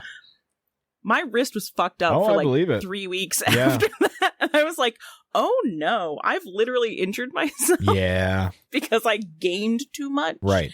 And I'm like, oh God, I'm old. You'll have that. Well, so I do that. I've done that in the past, mainly when for me, it's a combination. It'll happen when I'm typing too much at work, and then I'm holding my phone too much, and then I also game too much on top of that. With the PlayStation 5, obviously that's not where you were playing Master Chief Collection, but what I found with the PlayStation 5 controller very quickly, because I actually fucked myself up like I think in the first couple weeks that I had it. But I found very quickly that like the triggers on the DualSense, like it's a feather touch. So I taught myself to not squeeze them unless I have to. Right. And because like Final Fantasy 14, you're constantly like pressing the triggers to access different parts of your hotbar, and I was pulling them too hard, and it was starting to hurt. But my recommendation to you, Addie, because it's something that I've been doing more recently lately, is really getting into the options and kind of finessing the sensitivity on the stick. Because what I've found for me with a lot of shooters is I like the stick sensitivity to be like maybe 1 or 2 notches up from default in most cases. Yeah. Okay. And that's helped me a lot. So you might want to look into that and kind of feel around. It started when I played Evil Within 2, which I think is a game that I was never able to dial that in to where it felt good to me. But I think that's actually the game's issue. But it got me thinking about that for other games. And then I started to tweak it a little bit more and found kind of my sweet spot. Every once in a while, I'll turn it up because it's usually the first thing that I do. That's like, my options. It's like, okay, I set my audio a certain way. I set, inverted because that's me. And then I set my sticks a couple notches for sensitivity, and then I'll start playing the game and I'm like, whoa, that's way too fast. And then I go back to default. But usually that's not the case. Usually I feel pretty good with like 1 or 2 sensitivity notches up. Yeah. I usually end up doing that on PC games as I'll turn the sensitivity up, because I mean, sometimes it's like they want you to drag your mouse all the way like across your desk before you can get a full rotation. And I was like, no. Yeah. I don't want to have to move my wrist hardly at all to like get the full length of the screen. Right. Yeah. I can be precise, probably. But yeah, so what I've been having to get used to the controls, like the controller more, because we're playing 60 recently played through the Resident Evil 4 remake. Okay. and actually posted all of their gameplay on their YouTube channel so that I could watch it because they were playing it when I was working. Oh, nice. But now we're playing through Resident Evil 5 together in like co-op, which is fun and interesting, but also it's a lot of shooting. Yes. That it is. Yeah. It's a lot of shooting on the controller. Yeah. And I'm like, oh boy, I just hope you're, I told them, I'm like, I hope you're prepared for what this is going to be. Yeah. just be ready to like carry. There's a great YouTube clip of Pat from Castle Super Beast and his wife Paige playing Resident Evil 5, and he's got the rocket launcher and it's supposed to like one shot this boss, and he's like, oh, I got this fucker, and then he fires off the rocket and whiffs it, and then he like pauses the game and he gets up and like storms off, and she's like, what happened? What was that? Like, I don't understand. Like, what did he do? And then like chat had to bring her up to speed, and she's like, oh, he missed. Yeah. The stage select is made possible through the support and funding of viewers like you. Here are our wonderful patrons. Well, Justin, Yeah. before we move on, Okay. I think it's a good time to thank our lovely patrons. Oh, yeah. Sure. Why not? We can do that. That sounds okay. We appreciate all of our lovely patrons, and this being the first episode of the month, it is time to thank everybody. Okay. Starting with the executive producer tier, we have AddieXD, who is here. Thank you very much for supporting the show, Addie. That's right. That's me. You're welcome. Thank you. We have Big Baker. We have Bill Tucker of A Gamer Looks at 40. We have Boogie. We have Casey Curran. We have David Portnov. We have Dennis Robertson. We have Dr. Delicious.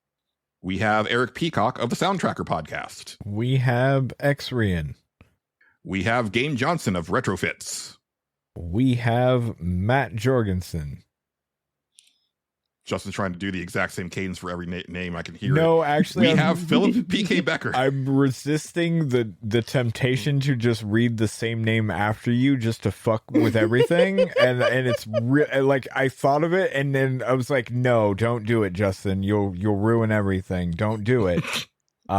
We have Raymond Crumb. We have 60 wondering what part tastes best on the human body. I can't speak to what tastes best, but they say the liver is the most nutritious. If you're in like a in like a Donner Party situation, you want to go for the liver. Mm-hmm. Mm-hmm. Mm-hmm. We have Stephen Lobo. We have Xavier Krager. And at the associate producer tier, we have Daft Man. We have friend of the show, John Gholson. We have Weston of Big Nerd Gaming. And at the key grip tier, we have Thorand. And then the free tier, we have Jake Smith. We have Lazy Bokes. We have Aristocratical Chic.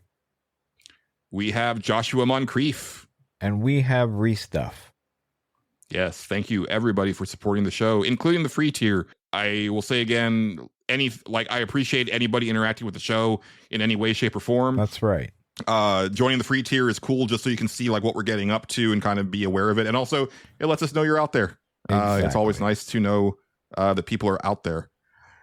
And now y'all, like, I know it's been a bit and I apologize, but like Clancy Burns did reach out. He wanted to rent the space for his meeting this week. So I'm going to step out. If you guys want to like, grab a seat and like kind of sit in on the thing, that's fine. But he's going to come in here and host his little. Sure. I don't know. Are you good? Well, hello and welcome to this meeting of Item Hoarders Anonymous. I'm your host, Clancy Burns, and what we're doing here today is this is a support group for people who have trouble using their items in video games and really in life. I wanted to talk myself actually before we open the floor up to experiences with people here, because recently as I come to this studio, this auditorium to set up Item Hoarders Anonymous meetings, lately there's been a long procession of adventurers lined up out the building, sometimes wrapped around the side. Apparently there's some sort of God of all creation that resides in this building, that they are all very eager to kill. And I ask them in line, well, do you plan on using your items? I see that you're stocking a lot of healing items there on your belt and in your pack. And you would be surprised that almost to a man, they scoff at me and they say, well, no, of course not. I would never think to use it. That's not the mark of a true adventurer. But the thing is, they never come back. None of them come back. I see them all. I wish them the best. And they go in to the building and they never come out. And I think that's just a lesson to everybody that you really want to use everything that you have at your disposal.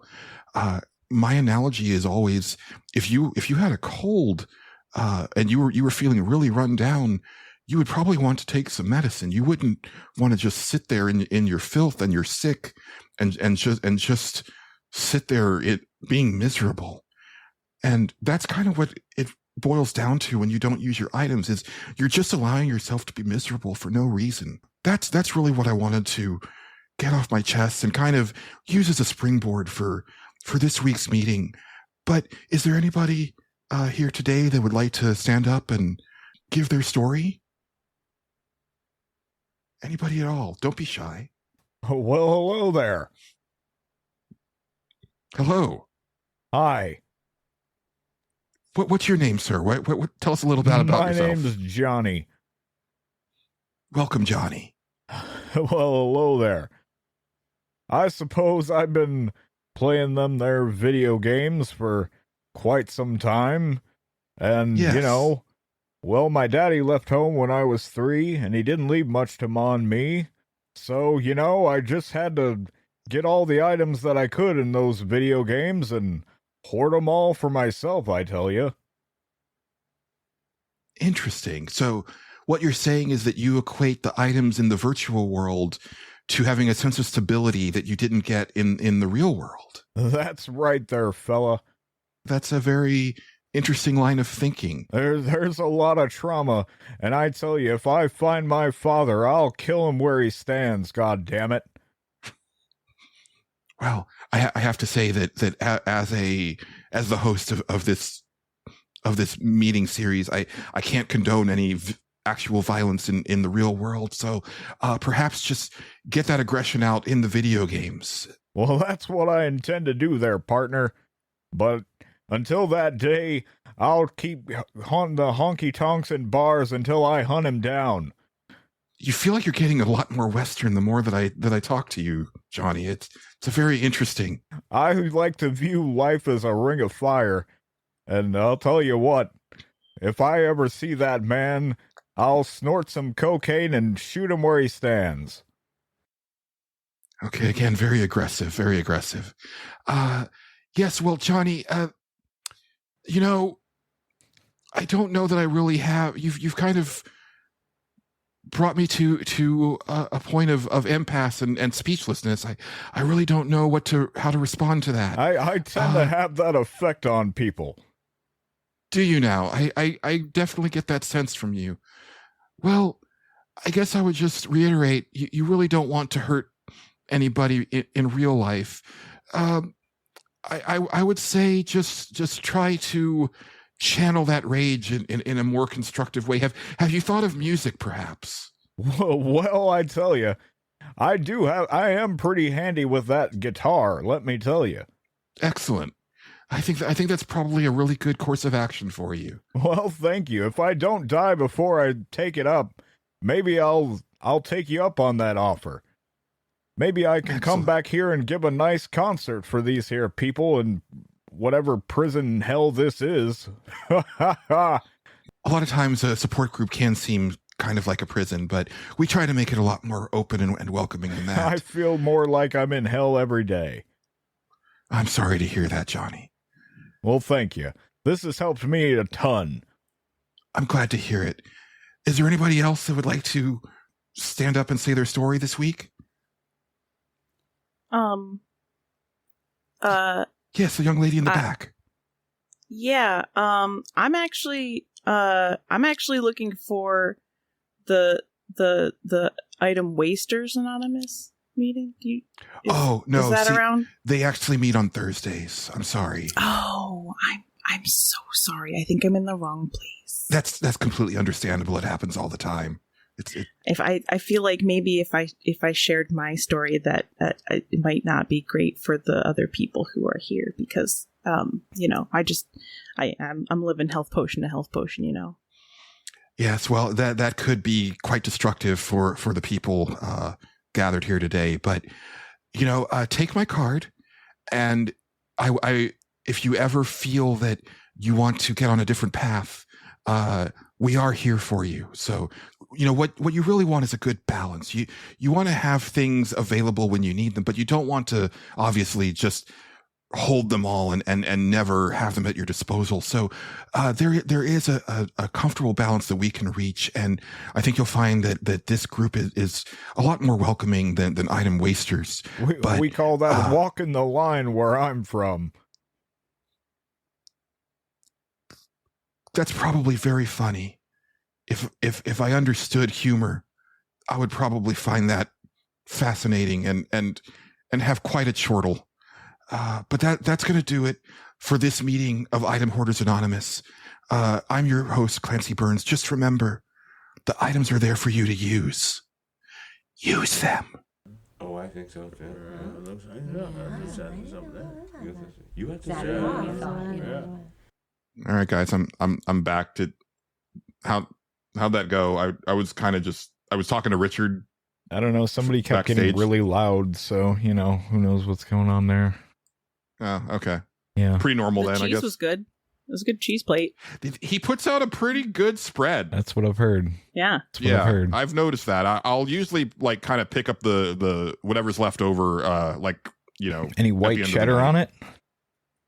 Sometimes. That's good. That's good cheese. Yeah. That's good cheese. Every once in a while, he'll have some bomb ass brie. Yeah.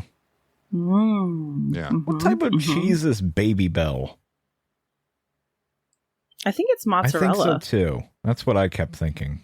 I recently had Baby Bell for the first time because people insisted I on also it. think it depends because I think that there's no, I'm thinking of Laughing Cow. Okay. Yeah.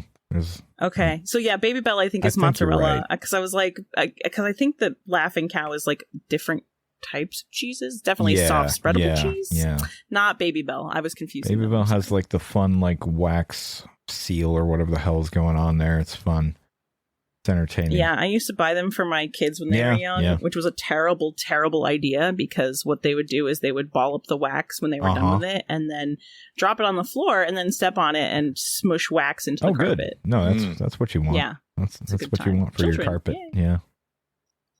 Do they still make the things where it's like the little it's like the buttery rectangle crackers with the spreadable cheese with the Do you mean handy snacks? Yeah.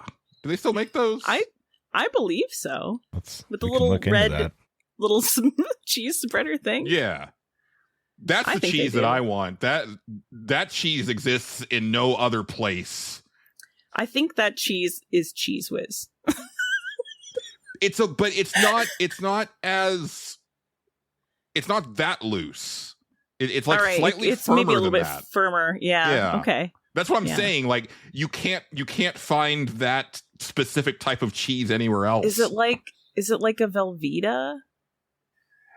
No, it's not quite? No. Because Velveeta does hold a shape, obviously. It does. Right? Ritz has handy snacks still available. But these seem more like you dip them into the cheese. It doesn't have what you're looking for with the spreader thing.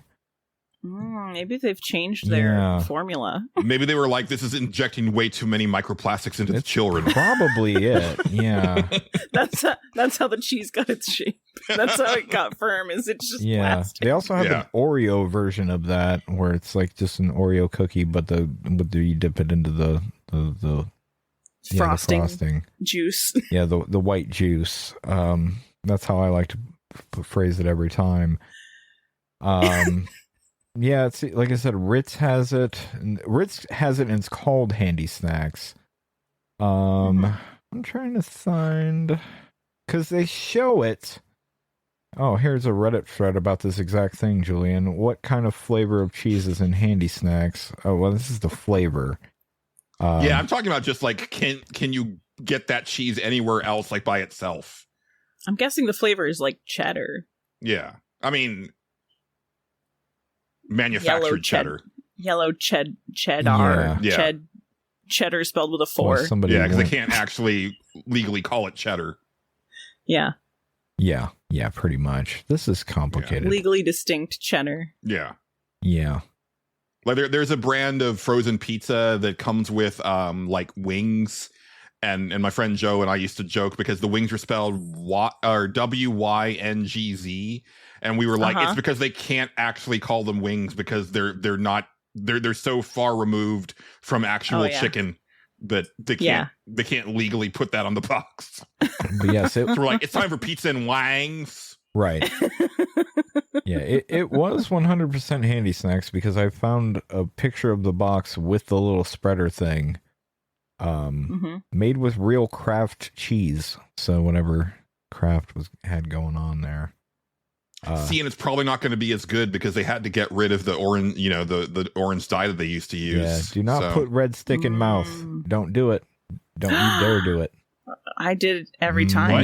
It You weren't says supposed- that? You got to get the extra cheese I don't- off it. It's probably a choking Yeah, hazard. probably. That's No, what it's it the says. microplastics. I'm telling you. Yeah.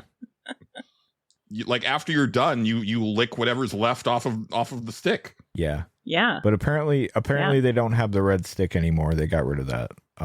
So yeah, now they want you to It's because of the microphone. they want you to dip it now, Julian, or you'll have to invent your own red stick. You'll have to bring your own red Here's stick. the for everything. problem.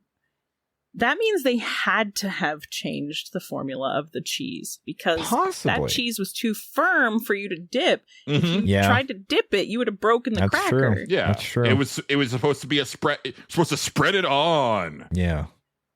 as the line from Super Troopers goes. And if you're doing it right, okay, you have to flip the cracker so that the salted part is on the bottom. Okay. And then you put the cheese on the top so that when it hits your tongue, the salted part is hitting your tongue first. This is Oh, that's some This pro level strat is- right there. this is a That's lot of work. beyond me. This is how I got fat. Yeah. Life hacks. There you go. Yes.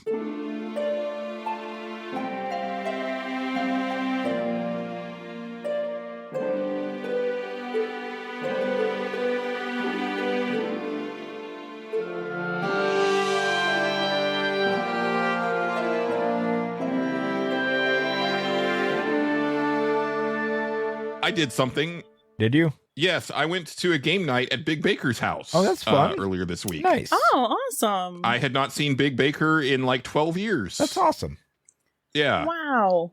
It was a crazy situation because like I don't have this. I've never had this before because like I mean I don't really spend a lot of time around kids anyway. Right. But to have that situation where it's like, oh, I knew you when you were 5 and now you're 17. Yeah. That's fun. That type of thing. Yeah. You know, that was a trip. That's always fun. Yeah. Yeah, it was like a pretty low key affair. It was like me, her daughter, her obviously, her husband he was there, but he I think he works like really weird shifts, so he was actually about to go to bed when I came over. So he just kind of had dinner with us and then went to bed. Been there. And then like another friend of hers who was like a hugger, and like I wasn't expecting like. Yeah, I don't get hugs very often. Yeah. I'm very hug deprived these days, but also it's like it takes me a while to warm up to people, and I'm like, oh, okay, we're doing this. Yeah. All right. Sometimes you that's just cool. gotta do it. Yeah. Very, very, very, very strong, tight hugs, and I was like, well, this is nice. Well, that's nice. I forgot what this feels like. There you go. We played a couple games. One called Hues and Cues, Mm-hmm. which. Oh, I've played that, I think. Yeah, where it's just like a board with like a bunch of like different colors on it, and you're basically doing like a guessing game. Like they have to, they tell you clues. They pick up a card, and the cards have 4 colors on them. They choose one of them, and then they give you like one clue, and it can't have like the name of the color in the clue, and they can't point to something like in the vicinity that looks like it.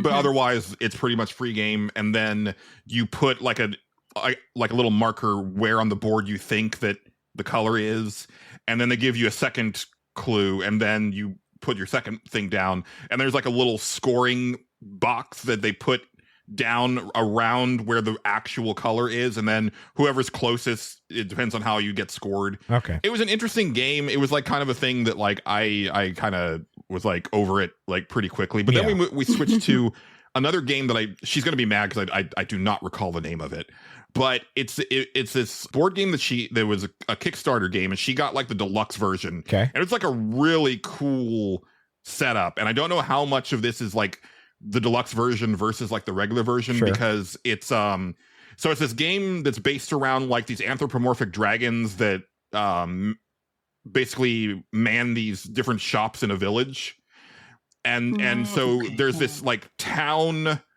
mat that goes in the center, and hers was like this really nice like cloth thing that she rolled out, and then you put like the starter shops in specific places around this village border. Okay. And each of them has like a starter dragon. Then you also have cards that are dragons, and then an icon, like a plastic icon that's a dragon. And also there's like scoring coins, but like the deluxe version, they were like these very nice, weighty, actual metal coins that felt like really good to like play with. Right. And so you can visit like any shop in any order that you want, as long as like there isn't another player there. And you're basically kind of going around and collecting resources, and then you can also like put a dragon in, like have them work at a shop. Okay. And each of the shops can hold up to 3 dragons. So if you fill up one of the shops, like that gets you like some bonuses. The dragons have different abilities that you can choose to use. So like there's this it's kind of like you can choose to do certain things or enchant an item to get like a special card that gives you, you have to like pay resources for. By chance, was the game called Flamecraft? There you go. Yeah. Thank you. You're welcome. I just typed in Dragon Shop board game, and that's the only thing that came up. So I was trying to find it because I was like, I know what the name of this game is. I've seen it before, but I could not remember. I was like in the middle of texting my brother. I'm like, tell me what. I didn't want Baker to be mad at us. So you beat me though. But yeah, it was a pretty interesting game, and I'm notoriously shit at board games because I tend to not just like, I don't really understand like the rules and stuff like that. Yeah. But this one was actually pretty understandable, and it's kind of neat because you're like kind of gathering resources when you visit a shop or something like that, or deciding to put a dragon down. But then as you get deeper into the game, like the strategy starts to make itself known, because to win the game, you have like this little icon that starts at 1, and you go around the village as you score reputation points, and basically at the end of the game, whoever has the most points wins. But we were like halfway through the game, and like me and the other woman had not scored any points because like that.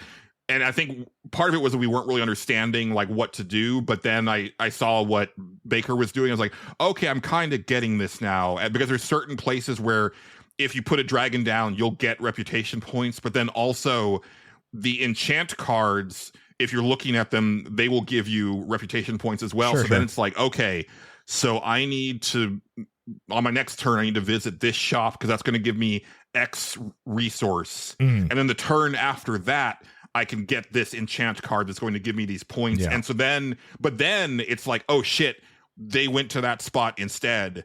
So now I've got to like have a backup plan just in case. So you're kind of like formulating things like as you're going, and then you start to kind of move around the board. But one of the things that I really liked is that once you have flipped over all of the dragons in the deck, it triggers the end game, where then it's like one last round, like everybody gets like one last round to kind of do their final things, and then you score. And so the nice thing is that even if like you're like way behind, it's not over yet, because you have been accruing like coins, which count as points. You're going to have these like special cards that don't get scored until the game is, until the end of the game. And so you kind of tally everything up, and So even though it might look dire for you, you might act like, for me, it's like I was like way behind. Right. And then I ended up like getting like within striking distance. Yeah. Of Baker, and I think I was like just slightly behind the other girl. Right. But for a long time I was like way in the back Right. and stuff like that. So it's like a really cool way of you can be down but not out. Yeah. And I found that to be pretty cool because like my issue with a lot of board games is like at a certain point it's like, well, what's the point in even continuing? Yeah. Because there's like You're so there's far no way that I behind, can yeah. financially recover from Yeah, this. yeah. Yeah. That's true. That's true for I think it's happening less and less in the world of like, especially the mainstream nerdy board game world, Mhm. is that the designers are like, okay, how can we do this in a way where even if someone is losing terribly, they're still able to do things and they're still able to have a good time. Right. Because I think that, that the worst feeling that you can have playing any kind of game like that is when you're like losing so bad, and not only losing so bad, but like in a position where you really can't do anything. Like not even that it's pointless to do anything, but really that like you can't do anything because there are some games that function that way. But I think that a lot of times they're designing with that in mind to try to make it so that it's fun even if you lose. And then the other piece that I think that a lot of games are doing, there's like the mechanism of doing like point salad, which is basically like you're getting points from multiple different mechanisms and multiple different like scoring parameters, I guess. Mm-hmm. So that way it's like you don't really know what your situation is quite until you're at the very end and you've tallied everything up. But that's like one of the things that I say a lot, because my family and I play games really regularly, is I say team second place, because if you're looking at all of the different scoring metrics and you're hitting second place in most of them, you're going to do pretty well. Like a lot of times you'll win, even if you're not winning if you're not first in any of the scoring metrics, you can still win if you just do the team second place strategy. So yeah, I love that shit. Yeah. Yeah, it was a good time. I don't think she's planning on doing it weekly, but maybe monthly. So that'll be fun. I need to, get out of the house once in a while. You know what? And maybe you'll get more hugs. That would be nice. Boot up Rich Man 11 sometime. Telling you. Have yourself a time. Oh, Rich Man 11. Oh, yeah. Boot it up. It's good. Don't even look up how to play it. That's what I suggest. Just go in there and just figure it out. That's the fun. Yeah. But that is it for me. Okay. That's all I got up to. Yeah. Justin, anything else for you? I watched a bunch of movies. I don't remember which ones. I know I watched. I've been doing a lot of catch up in that area. Which was a lot of me taking notes over however many years now that I haven't been watching movies. Of like, if I ever get back into watching something, I'm going to watch those because that sounds good. So I watched one that I'd been wanting to watch for a while was Knives Out, and I watched that. It was excellent. That was an excellent movie. Yes. Yeah, that was really good. I haven't watched Glass Onion yet, but I love that it's becoming a series because that character is incredible. He's great. Oh, he's great. Mm-hmm. Yeah. Now Mm-hmm. I did watch Glass Onion. It's not, I will say personally, in my opinion, it is not as good as Knives Out by a lot. It's still fun. It's still a fun movie, but not as good as the first one. But still worth watching. I would agree with that. But still worth watching. It's still pretty good.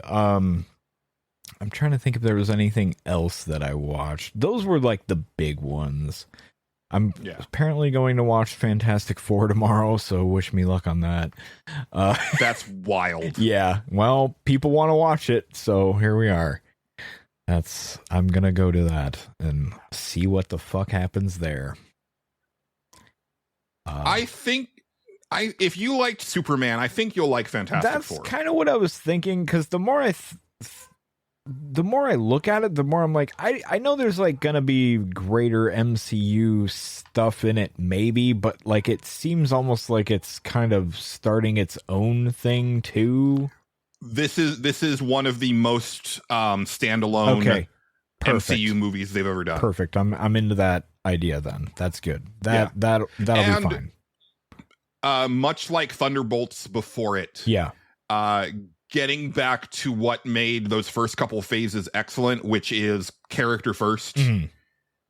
and really like focusing on who these people are Right. as opposed to what they can do. Yeah, I had a fun time watching Superman, so I should have a fun time watching this. Yeah. I'm sure there was. I Another feel that this movie is I've going to forgotten. like put a lot of wrinkles into my Cinemorons plans because you've already been exposed to something that I had on the list. I was like, fuck. yeah. Well, it's fine. I'll watch anything over again. It's fine. No, don't I even know, mind. but part of the fun for me is like, Addie and I were talking during the break Yeah. because she is in a similar boat as you, like having not watched a lot of stuff, and I Yeah. was saying like, oh no, the thing that I love is like exposing people to movies that I love Yeah. because they haven't seen them before. Yeah. But yeah, the Knives Out was great. That was a phenomenal movie. Loved it. Yeah. Also, shameless plug for the Patreon because I'm in the middle of editing our Breakfast at Tiffany's episode. I which, immediately needed to that was show a lot of fun. Kim, who I watched it with, the Hitman level, that the manor or whatever in Hitman 3. I was like, oh my god, it is like it's like so inspired by that. It's not even funny. Like I had to show her that, and the whole investigation and all that shit. It was pretty good. I know you guys said that you might have guests on Cinemorons at some point. I just want to put it out there that I would be happy to guest on that at some There you point. go. Oh, for sure. Yeah. I John Gholson was supposed to be our first guest, and then he had to bow out at the last minute. It happens. Yeah. Mhm. But I will definitely. But that's let you know. that's a callback to my old podcasting There you stuff of like, discussing film. There yeah, you go. absolutely. So I do want to have like some guests on there. Let's see, and yeah, we're doing No Country for Old Men next. Yeah. And then I already know what I'm picking for my next two movies, so I'm very excited for those. Sweet. I think the only wrinkle we're running into is that I've got like a laundry list, and Justin is like, I'm already running low. Yeah. Like I'll be all right. Okay. It seemed like you were scrambling this time. Oh, this time? to No, think not of really. something. I was immediately. Once I heard you hadn't seen that movie, I was like, yeah, I'm probably just gonna pick that next. Like that was kind of what I was going for. Right. I do have I am curious about something, and maybe this has been answered Sure. before. But is it something where Cinemorons is explicitly meant for like only movies? Or No. is it something where it's like, oh, let's watch a couple episodes Yeah, of well, like it this can TV definitely be that, series or something 'cause, like yeah, that? the day Julian truly upsets me is the day I go, now it's time to watch Boogie Pop Phantom, and you're gonna deal with it. I have arcs of certain anime on my list. Yeah. I have internet videos on my list. Oh, It's a watch cast. Yeah. But I'm pretty front loaded with movies right now because there are just like ones where like, oh no, but I got to show Justin this. Oh, yeah. And then I got to show him that. Yeah, I almost wish that we could do it more than once a month, but we would need more monies for that. can't wait. I can't wait for it to evolve into like YouTube videos where it's just like, we're gonna watch H Bomber Guy's 4-hour takedown of Tommy Tallarico. I mean, I have a Super Eye Patch Wolf essay Mm. on my Mhm. list. So, I love that. That's There you great. go. well, Addie, anything else that you want to hit up? We have some comments, questions. We actually have a lot of comments, questions, concerns to hit. That's but good. before we roll into the end game, I feel like we haven't really heard as much from you as we would like. Yeah. Well, let me go. I'm gonna like speed run read through the games Absolutely. that I've played this year, and then whatever you want to stop to talk about, if any Okay. of them, just let me know. Okay. So, Persona 4 Golden, we talked Yep. about that. Close to the Distance. I played a good amount of Horny Villa for a while. Why not? Balatro, Okay. Monster Train, Alan Wake 2, One Night Burlesque, Highway Blossoms, which I booted up and played for 15 minutes and then stopped playing. What did you think of One Night Burlesque? Because that was a Mike Phallic recommendation that I have bought, but I have not played yet. One Night Burlesque. So, first of all, highly recommended to you, Julian, because you can finish it in like 2 hours. Okay. Yeah. It's very fast. But it was really good. Yeah, no, it was good. It's just a nice little, like, you know, narrative, cool little experience. Yeah. It's not like, you know, it's definitely just like a narrative, fun, story focused game. Yeah. That is like a little dark and a little weird in a cool way. Cool. It has a really cool aesthetic and a really cool vibe. So I did enjoy that one a lot. Nice. There you go. This Bed We Made, I played through that this year. Yeah. Which is really good. I enjoyed that one a lot. Did you have as much trouble finding the vent as I did? I think I didn't have as much trouble finding the vent because I remembered talking about it. And then I was like, oh, okay, the vent is going to be a thing. So then I was kind of primed to look for it. Hold on, just a sec. While we're on this Bed We Made, I want to check something really quick. Okay. Okay. I think I've mentioned it on the show before, but I just want to get the most recent deets. Okay. Is it about vents? It's not about vents. Oh, I'm disappointed now. Well, I'm sorry. It's so funny because that was the episode I was on. It was the episode. Yeah, the venting about episode. vents. Fucking vents, man. My review of this Bed We Made is now at 719 views. It is by far the most viewed thing on our YouTube channel. There you go. It's that is wild. Awesome. That is so cool. I think I must have one of the only reviews of that game on YouTube. Yeah, probably. It's possible. Yeah. I mean, I watched it. I'm pretty sure I watched it after I played it. People like a review. Yeah. Yeah. I really like that game. I hope they get to do a sequel because I think they could really expand on it.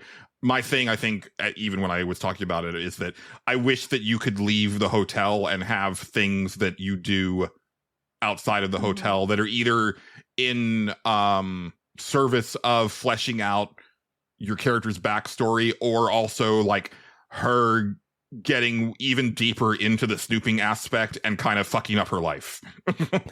Oh yeah, yeah. Because like there were opportunities for that in the game where it's like, you know, what if maybe she's like going to the train station and trying to like sneak a look at like the logs of like the passenger manifests and things like that, or like, you know, just going to some of the different locations, because they even had, I think at one point there was like a board that had all of these different locations on it, and I was like, oh, are we going to get a chance to like go out and explore those places? And it doesn't even have to be like hugely exploratory. It could be like you go to this place and it's literally like one room that you can explore, and then you have to take the train back to the hotel or whatever.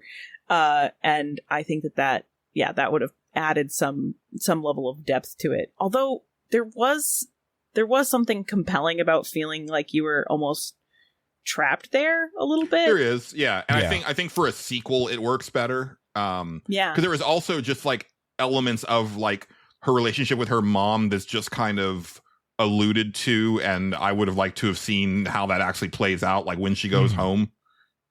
Yeah. Yeah. Especially if you're romancing like the woman in the game that you can romance, because that definitely, I mean, that's a big part of that story, is that type of relationship in the context of that time frame. So yeah.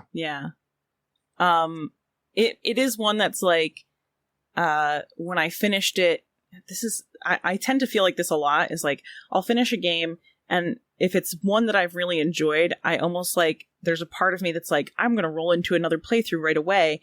And then I inevitably will drop it because I don't actually want to do that. Yeah. And I should learn this about myself. Yeah. But I do think it's one where it's like, I'll go back to it in another 6 months and probably give it another playthrough, and that will be fine. I think just, you know, I should stop trying to push myself to being like, no, I need to do it again right now. It's no, you're not gonna. Don't stop acting like that. Yeah. Yeah. No, I agree. There's very few games where I'm like that wasn't enough and let me just do it again. I think Yeah. the most recent one I can think of, and it's not that recent, was Spider-Man Miles Morales, where the platinum required me to play through the game again, and I was like, fuck it, let's go. Like, Right. I had so much fun with that, and I played through it all again, and I had a blast. But it also helped that it was significantly shorter than the other two Spider-Man games. That game is the length that I think all of those Spider-Man games should be. Steps of Debauchery. So I played all of the currently available story through the April update. Yeah. So I know I think at least one or two more updates that they've had since then that I haven't played through. I'm still waiting for them to finish I'm it. current. Yeah. Yeah. It's a good game. It seemed pretty good. What I played, I really liked of it. Yeah.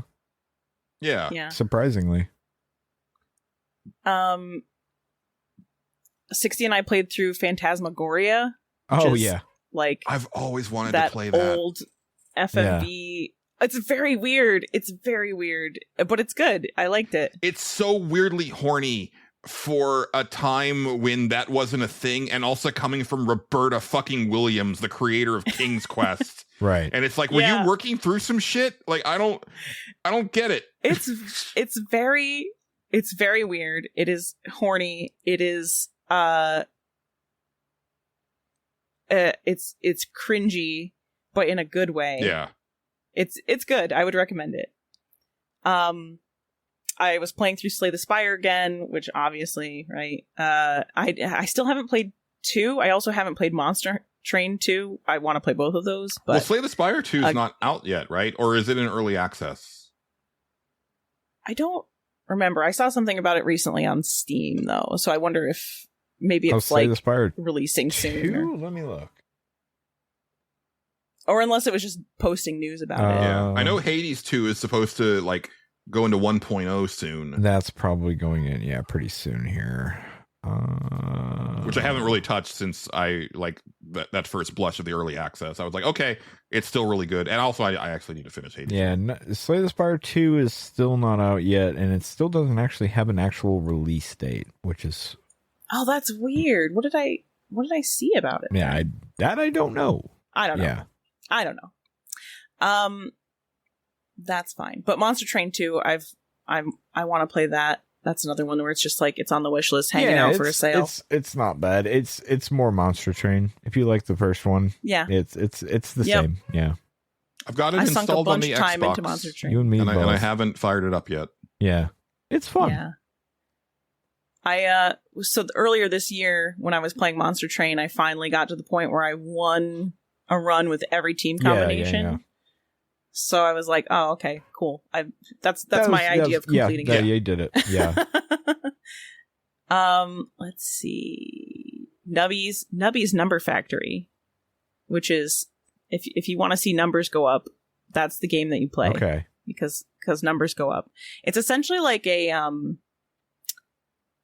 it kind of like a Peggle type game where like there's oh god, it's really interesting. I think it's created by one person. It looks like hand drawn. It looks like low budget, right, kind of thing. But it's basically like these little you shoot these little balls at these orbs that have numbers on them, and then as you pop them, your score goes up. But then there's all of these different there's like a roguelike component to it because there's like all of these different like abilities and skills that you can assign to your hotbar that make numbers do different things, and then numbers go up. I love how it looks. That's the like game. it was like a Windows 95 game.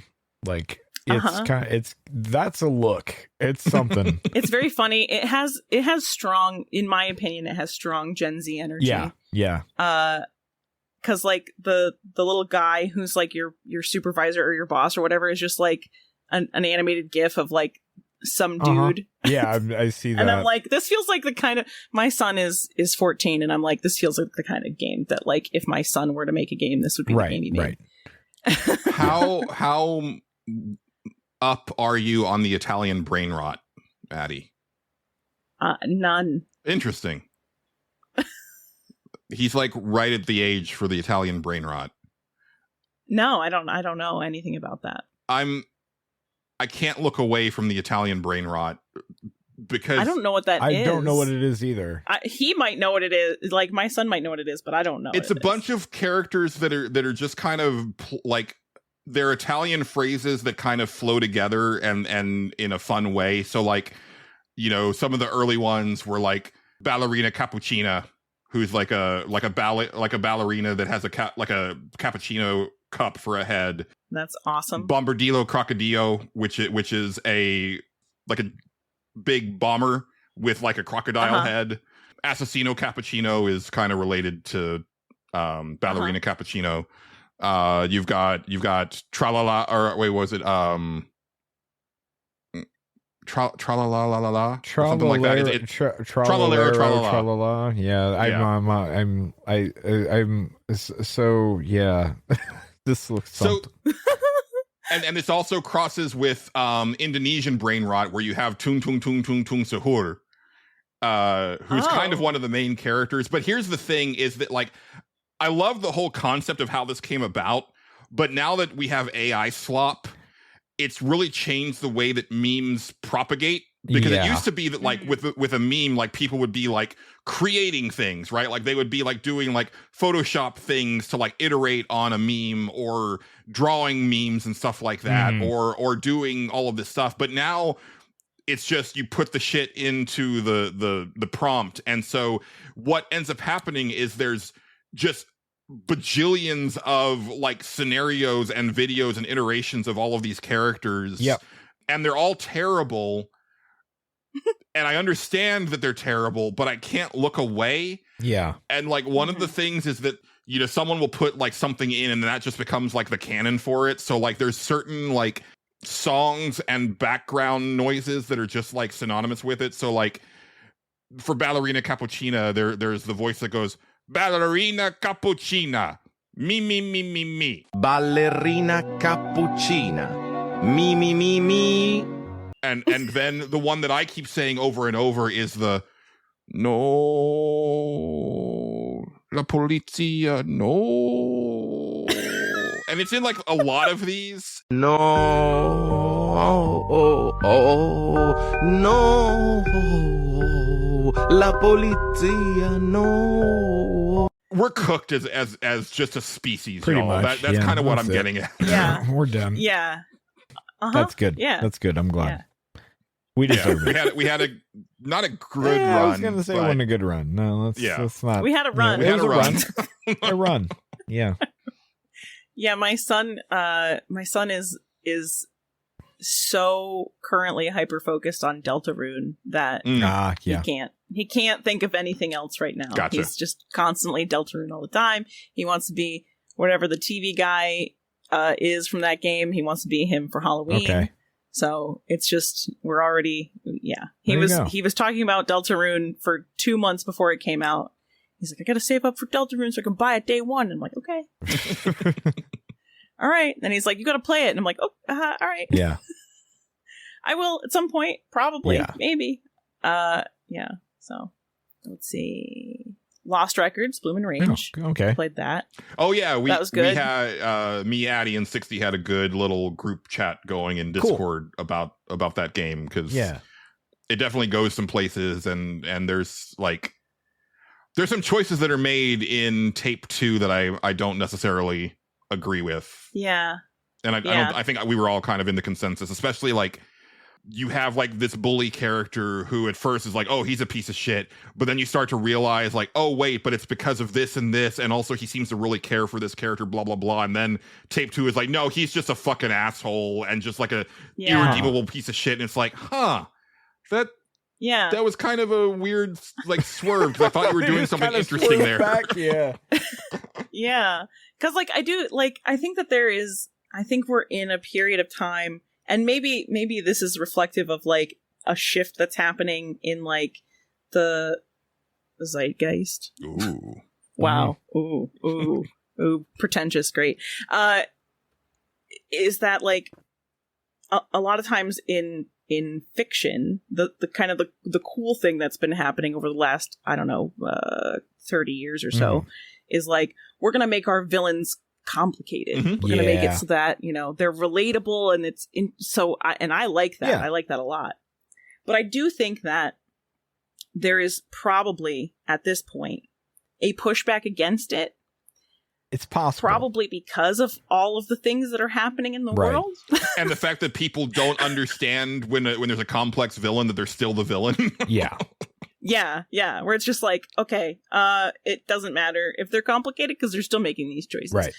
Which you could, but even like in the case of Lost Records, they could have made that case, and they didn't make that case. They just were like, no, he's bad. Good.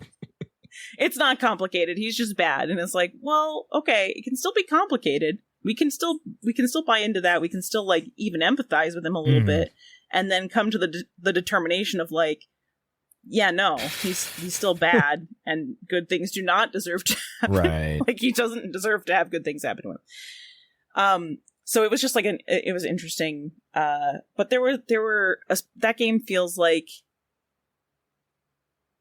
there's so much good happening there. Yeah. But there were things that just like the ball just got dropped. Yeah, And I feel interesting.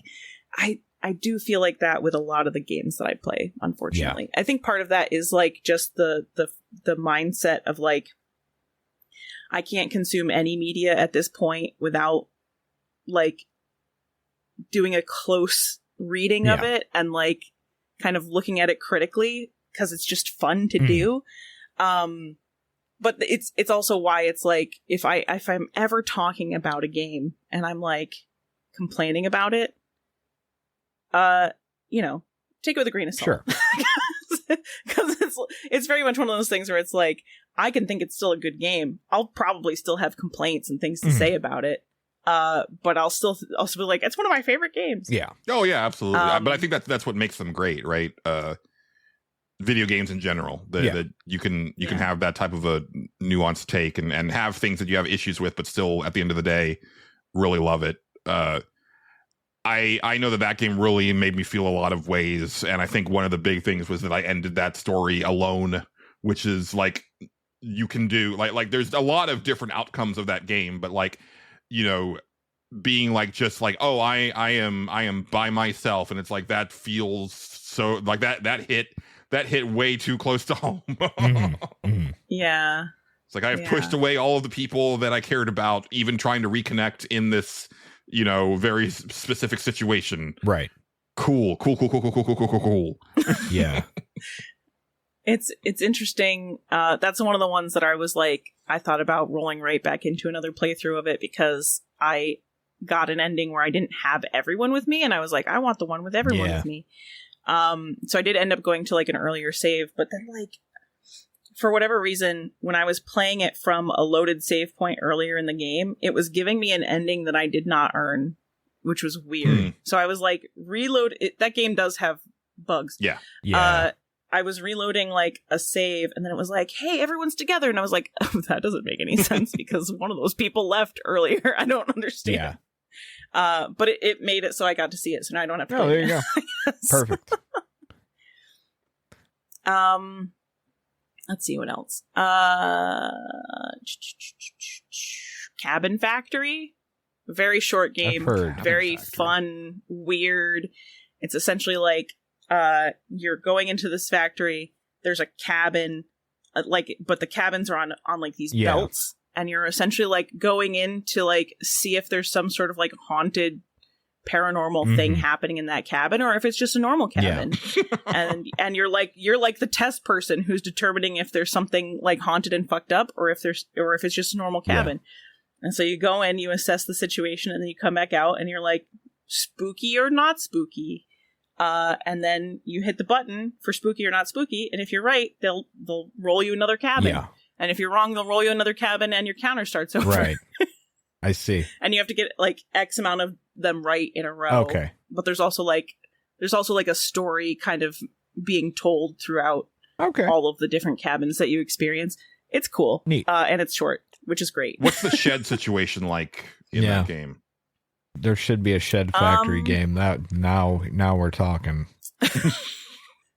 There are no sheds in that game. Okay, so nothing to repo. Unfortunately. All right, that's yeah, fine. Yeah. Well, never say never, Julian. You could up your game to cabins next. Yeah, that's true. Something to shoot for, right? Yeah.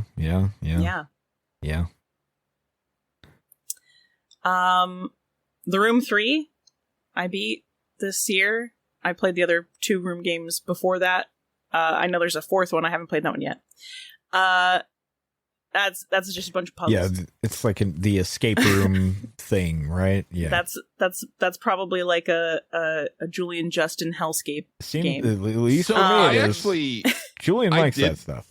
I did an escape room for okay. like a work thing, and even though like I hated the part of having to be forced to do stuff with my work team, the actual like escape room itself was really cool. Like I would have liked to have done it with people that I actually gave a shit about. Right. I would love to see Justin in an escape room. I wouldn't. that got pitched at some point.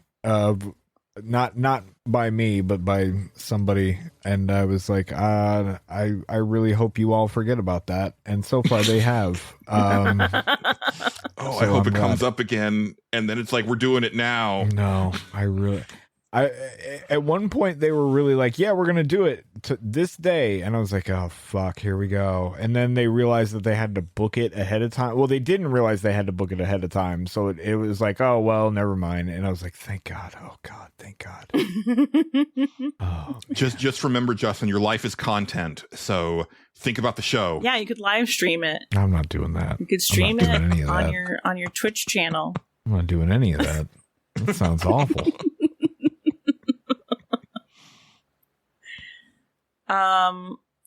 The Stanley Parable Ultra Deluxe, which is the first time I've played the Stanley Parable at all. Me too. That's how I played it the first time. That was very fun. Yeah. It was a very fun, cool game. I was like, okay, I see the influences that this game has had on other games. Oh yeah. Definitely seeing iterations of this in lots of other different like puzzly kind of games, which is fun. I didn't know when I was supposed to when at a certain point I was like, I'm satisfied, but I don't know that I actually like finished it, if that makes any sense. Yeah. I also don't know. I think we finished it. I'm pretty sure we 100%ed it though. Oh, okay. I definitely didn't do that for sure. Or maybe we didn't 100% it, because I think that there's one achievement that requires you to have started the game 10 years after the last time you started the game. Oh yeah, there's something like that. The first game has that too. So that's like the one that we don't have. And then 60 and I played It Takes Two together, which was fun. That was a fun little experience. When I originally saw that game, I was like, this looks silly. I don't think I'm gonna like it. But it ended up being good. Definitely one of those ones where it's like the gameplay is the selling point. The story is less so. I played Change, which is a homelessness survival. Oh my God, I've played that game. Simulator game. It's so dark. Yeah. It is incredibly dark. When did that come out? I know it was years ago. Yeah, I think I played that like when I was first starting out on Nerds Without Pants, and I never talked about it because I didn't play it for very long. God damn, that's been forever ago now. Maybe it's in the meh folder here. It is. So it's still getting developed. Oh my God. Or not like it's still getting updates. Yeah, is what holy I mean. shit. So there's all kinds of different there's like a progression system and stuff like that. I think there's new like ailments and challenges and things like that. I think they even have a thing that's like that introduces COVID. Yeah. So it's like there's a whole different element of like having COVID be one of the like environmental challenges that you're having to deal with. It's bananas. It's really obviously really dark, but also really like interesting. And I like the fact that it's still getting like updates and stuff like that. I think think it's developed by like one person. I always enjoy it when there's someone who's like, this is my passion project and I'm committed to it. I love that. This came out later than I thought it did. But then again, it might have been in early access before this. And maybe that's when I played it. I'm not 100% sure. Because it says 2020, and apparently I played it in 2020. I don't remember doing that, but apparently I did. I mean, that's early when you were on Nerds Without Pants. You started in 2019. Yeah. That's weird. Time is weird. I played the coin game, which is like an arcade simulator thing that's in my shared library for some reason. Why not? I played a game called Women in Science, which is essentially like a more science-y based Stardew Valley type farming sim that thing. Sounds cool. I think it was free, or it was like $1 or something. Okay. And it was pretty cute and fun. I played it for a little while. I played Tiny Pasture, which is just a game where animals hang out at the bottom of your screen. That's good. I thought you said Tiny Pasture. That would be good too.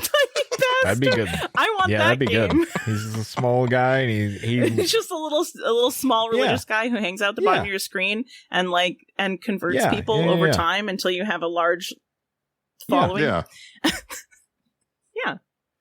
Yeah. I played Bots Are Stupid, which is a kind of like a coding game, which was pretty fun. It's very much like you're programming what you want the bots to do, and then you're trying to get them to maneuver through the platforming puzzle based on the inputs that you're doing.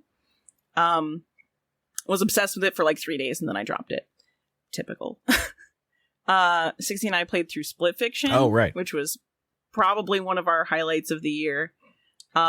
Another one where it's like, the story's good. The story's fine, but it's really the gameplay that sells it. People but are really it does high seem on like that one where it's like, it's really good. But it is one of those ones where it's like, you want to have a buddy. Yeah. You want to have a dedicated buddy who you're playing it with, who is like, I would say, at least on voice, right, experiencing it like in an actual like social setting. That's just so many barriers for me, because like I surprisingly, for someone who yaps into a microphone for 3 to 5 hours a week, I don't like getting on voice chat for video games. I've never liked it. Yeah, I kind of get that. I mean, it has to be like it has to be a particular context, and it has to be like particular people. I think. Yeah. I feel like I'm a little bit more open to it, just because I have been doing that ever since I was playing like Left 4 Dead 2. Mm-hmm. I've been like getting on voice with people and playing games together. But yeah, and it's also one of those things where it feels like there's a certain amount of like fatigue that you feel afterwards as an introvert. Yes. Where you're just like, I just need to be quiet. I need to be quiet for a while. My first online games were Phantasy Star Online and Final Fantasy 11. So keyboards are the right speed for me. Mm-hmm. That's literally how I learned how to type, by the way, is Final Fantasy 11. Well, there you go. And LiveJournal. It was the combination of the two, and now I'm like a surprisingly good typist, but it's completely self-taught and out of necessity from playing video games. Yeah. I think mine was well, I suppose I was on AOL Instant Messenger a lot as a teenager. But outside of that, I think my typing skills really developed when I started playing World of Warcraft. Yeah. I was just like chatting all the time. I did not do a lot of, I did probably more chatting in that game than I did playing that game. How much erotic role play did you get up to on World of Warcraft, Addie? The world wants to know. How do you quantify that? In hours? Probably 20 hours, I would say. It's not that many, but it definitely happened in public spaces. That's a good amount of time. That's in public spaces, in local chat, and not in whispers. Yes. Oh shit, that's filthy. What can I say? Let's see what else. I'm almost at the end. Oh, you're fine. No, this is great. We played White Day, a labyrinth named School, which is I don't even know how to explain horror that. Game. It is a Japanese horror game. It basically, you're a student who's in school after hours trying to bring a White Day present to some cute girl that you saw. And you get like stuck in there, and then there's a bunch of ghosts and shit, and then the janitors want to kick your ass for being in there after hours. So sounds corpse party adjacent. It is apparently Korean, by the way. Yeah. Oh, okay. Well, but White Day is like specifically like a Japanese holiday, so I don't know. It says notorious cult classic Korean horror. I don't know what the hell you want me to say here. It could be made by a Korean team, but set in Japan. Sure. I don't know. But Secret yeah, Koreans. there's a really. It sounds like there's a janitor and he's upset. Yeah. Yeah. There's a couple of different janitors, and they're upset, and they don't want you to be there. Also, and they will beat there's you also up. a bunch of. They will There's kill you, also actually. a version of it that you can buy that just comes with a bunch of beachwear costumes. So, do with that. I was not aware of that. But that does make sense. The names are also very Korean. Yeah. Oh, okay. That was another one that got swapped, controller swapped I a lot, believe it. where it was just like, oh no, I hear the janitor whistle. Let me just hand you the controller.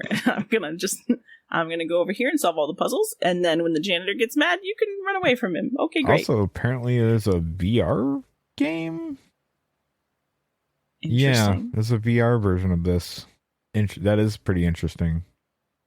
Huh. Okay, there you go.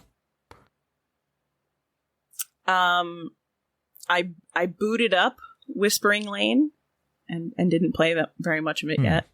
I booted up Vampire Sex and Blood and haven't played much of it yet.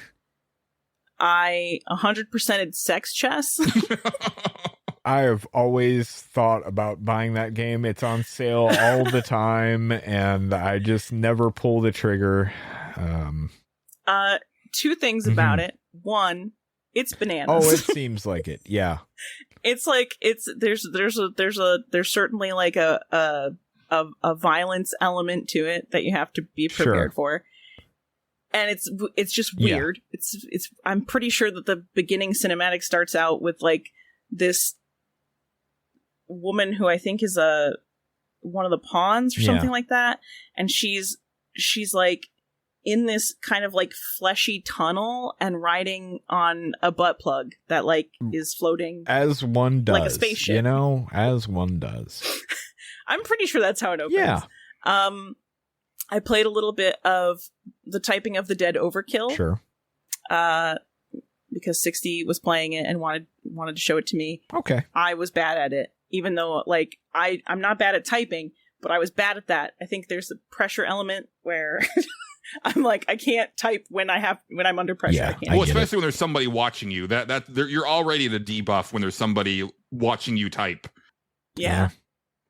But it was fun. It's a fun, cool little game. Right. I like the idea of like a typing game where it's like it's a shooter, but you're typing. Yeah, so, I'm glad. That's cool. I'm glad that they brought it back in a in a certain way, because that was a Japanese Dreamcast game, because they're the only ones. Wait, they're not the only ones, but for some reason, even though see, now my memory is fuzzy. I don't think the keyboard peripheral was officially released in the States. I think at Game Fellas we imported it for Phantasy Star Online, but I think that's why Typing of the Dead, or I might be completely off on that. Maybe it did come out here.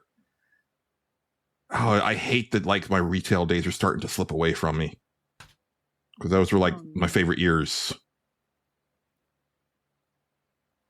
I'm vaguely I hated my retail recalling days. a English box for Typing of the Dead. 3 versions were released in North America, apparently. Okay. Of the keyboard. Oh, the keyboard. Yes, just the keyboard. Okay. Now, Typing of the Dead, I don't know. But that's what it says here. But now, God only knows if I don't know. It's the whole thing. This requires a lot of research, more than I have time to do in this short span of time. More research is needed. Yeah, more research needed. You can all sound off in the Discord about the Dreamcast keyboard, and we'll all maybe look at it. Hold on, I'm checking real quick. Go ahead. Okay, no, there was a English version of the Dreamcast game. Yeah, I thought it came out pretty late. It was 2001, which is sadly, late for the Dreamcast. That was like it was. Yeah. Okay. 69 played Super Crazy Rhythm Castle. Okay. Which was a free game on Epic. It's just like it's a cutesy little rhythm game thing where you are fighting through a castle where there's like this very odd little king guy who's like mean to everybody, and I don't remember exactly like what the whole story plot point is, but you're essentially trying to like fight your way through the castle so you can overthrow him, kind of thing. And it's fun and it's cute.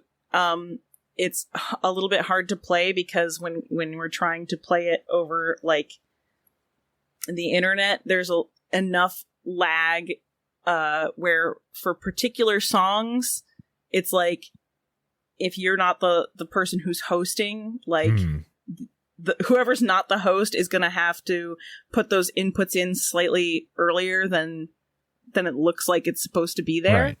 And so that has caused some like difficulty and frustration, especially with particular songs. Because like if it's a slow song, it's not a big deal because I can kind of see, when things are coming. Sure. But like on a faster song, it's like, okay, I can't. I'm just gonna fail all of these. Yeah. I have not been able to play a rhythm-based game well since the advent of HD televisions. Oh, interesting. Like I used to be like really great on Guitar Hero and like Guitaru Man and Parappa and stuff like that. And then when I try to play similar games, and I, even when I fired up Guitar Hero, I hooked it up to on the PS2. I had it hooked up to like a HD TV that I have in the game room, and I was fucking up. Just there's just something. There was a lot more immediate response on the CRT, and then it's like, well, maybe I should just get another CRT because I fucking love guitar. I love Guitar Hero so much, and I haven't played it in forever. Yeah, I mean, I was really into rhythm games. I even was like, I would play DDR on the controller with my hands, because I was too fat to play it for real. Me too. but I was like, I'll play it. I got my mind is fast. And I was like, maybe that's part of the problem. Maybe I'm just not good at rhythm games anymore because I'm old, and like my reaction time is dulled. But then we tried to swap it so that I was hosting, and then they were like kind of joining my game, and I was like, nope, it's fine. Yeah, I can do it if I'm hosting. That's fine. Yeah, but it's fun. There's a lot of cool. There's a lot of cool songs in there. There's like certain unlockables where you can get like video game music. So there's like Castlevania music that you can get, and gosh, I can't remember all of them, but there's like some cool video game songs in there too that are really fun to play. Yeah. My dream, because Justin played the demo of Rift of the Necrodancer, and I could tell just from watching him play it on his stream that it was way too chaotic for my taste. Too much for me after a little bit. Yeah. But they released a HoloLive pack of songs, and I was like, oh man, like that's enough for me to want to play this game. But I know that I can't play it. But my dream is for HoloLive to just release their version of Bust a Groove, and it's like a bunch of the talents doing like the mocap dancing, and it's like Britney's Dance Beat. Well, yeah, because Britney's Dance Beat is with HoloLive. Britney's Dance Beat is the unofficial Bust a Groove 3 because it's the same development team. And I think that it actually has like really cool evolutions of the gameplay over Bust a Groove 1 and 2. Yeah. It's just it was a $50 game that came with 5 fucking songs. That was the only problem with Britney's Dance Beat. Yeah. But I would love like a Hollow Live Bust a Groove with just like all of their original songs and them doing the actual dancing. I think that'd be like a smash. That would be very cool. Yeah. There you go. That might actually like hook me in. I haven't been hooked in on the HoloLive stuff yet. I watched like some of the clips, but I'm like, all right. Yeah. But I think, you know, if there was a cool rhythm game, I might do that. I played Cookie Clicker for the first time. Nice. Which is a wild game. Yeah. I did it mainly because I saw it at some point on my like in my Steam queue or something, and I was like, oh yeah, Thought Slime played this game, and I really enjoyed their commentary on it. Yeah. But it's wild. It goes to some really fun dark places. That's what I've heard. One of those like secret horror game type things where it's just like, oh, okay, this gets weird. Great. Right. 60 turned me on to GeoGuessr, which is essentially like find where in the world you are a game. Yes. Which is very interesting, kind of addicting. Yeah. It's pretty fun. We played through Untitled Goose Game, which I had played through part of that before, but I had never completed it. And so we finished that. Nice. I played a little bit of Slime Rancher 2, but not a whole lot of it. And it's fun and cute, and it's a good, like, chill game. Power Chord, we talked about earlier. I've got to say, Addie, you're putting me to shame. I've played 46 games this year. I haven't completed 46 games this year. But I only have a few more. But we did play The Witness, which was wild and weird. Was not bad, but it was wild and weird. It was an experience. Yeah. It was an experience. And then I've started playing through the Silent Hill games, which I finished the first one. Okay. And now I'm playing the third one. I decided to go out of order because I was like, let me play 3 right after 1 because they're connected story-wise, and then I'll play the Silent Hill 2 remake. Also gives me an opportunity to buy the Silent Hill 2 remake because I don't own it yet. 3 is my favorite. I know it's most people prefer 2, but I just really love Heather Mason as a character. Yeah, I do too. And I think like in terms of like when I was growing up with Silent Hill, I think 3 was my favorite. I think I mean, for me, it's like it might be just because it's like, oh my gosh, I get to be a girl in a scary game. Yeah, that's fair. But also, like, there's also some like fun Easter egg things where she's like snarky about like the previous Silent Hill games, which is funny. And I think the puzzles in Silent Hill 3 are also better than what I remember of the second game. But I haven't played the second game in a long time, so we'll have to. I'll comment on that later once I play through the second one again. I played Puzzle Agent. I'm partway through Puzzle Agent 2. I 100%ed While We Wait Here a couple weeks ago, which was really good. That was fun. Very cool story in that, and I also really like the gameplay, even though it's just like you're just preparing food or whatever. But it's really fun. And then Resident Evil 5 and Dead Take, and that's my list.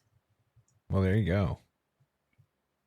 Wait, I'm looking at While We Wait Here because I remember hearing that name. It's come up that one on the podcast before. Yeah, I think the one that I played. That's the one you played on stream, and I was like, man, I'm glad that I was sitting there like, like I remember the name of that. Like, why did that hit me? And I'm like, okay, a game I kind of forgot I played even. I was glad I watched you play it because I was like, okay, that I feel like I dodged a bullet.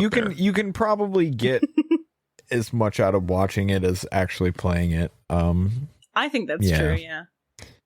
Yeah, it's pretty short, so it's fine. Yeah. Excellent. Well, before we get out of here, we do have some comments, questions, or concerns. We won't hit all of these simply because I got notification that they're supposed to work on my internet tonight, and I might be down. So time is a factor, Lois. So, but if you want to send a comment, question, or concern, there are multiple ways to get at us. You can email us. The email address is thestageselectpod@gmail.com. You can comment on YouTube or Patreon on the show posts there. You can also join our Discord, and there's a channel there for comments, questions, or concerns, which is where these come from. Starting with 60, who says, as someone who also doesn't use drugs and really barely drinks anymore, but still loves a good stoner comedy, what are your favorites? Half Baked was pretty good. Did like Half Baked quite a bit. I'm a big I think it's not obscure by any stretch, but like I really liked How High back in the day.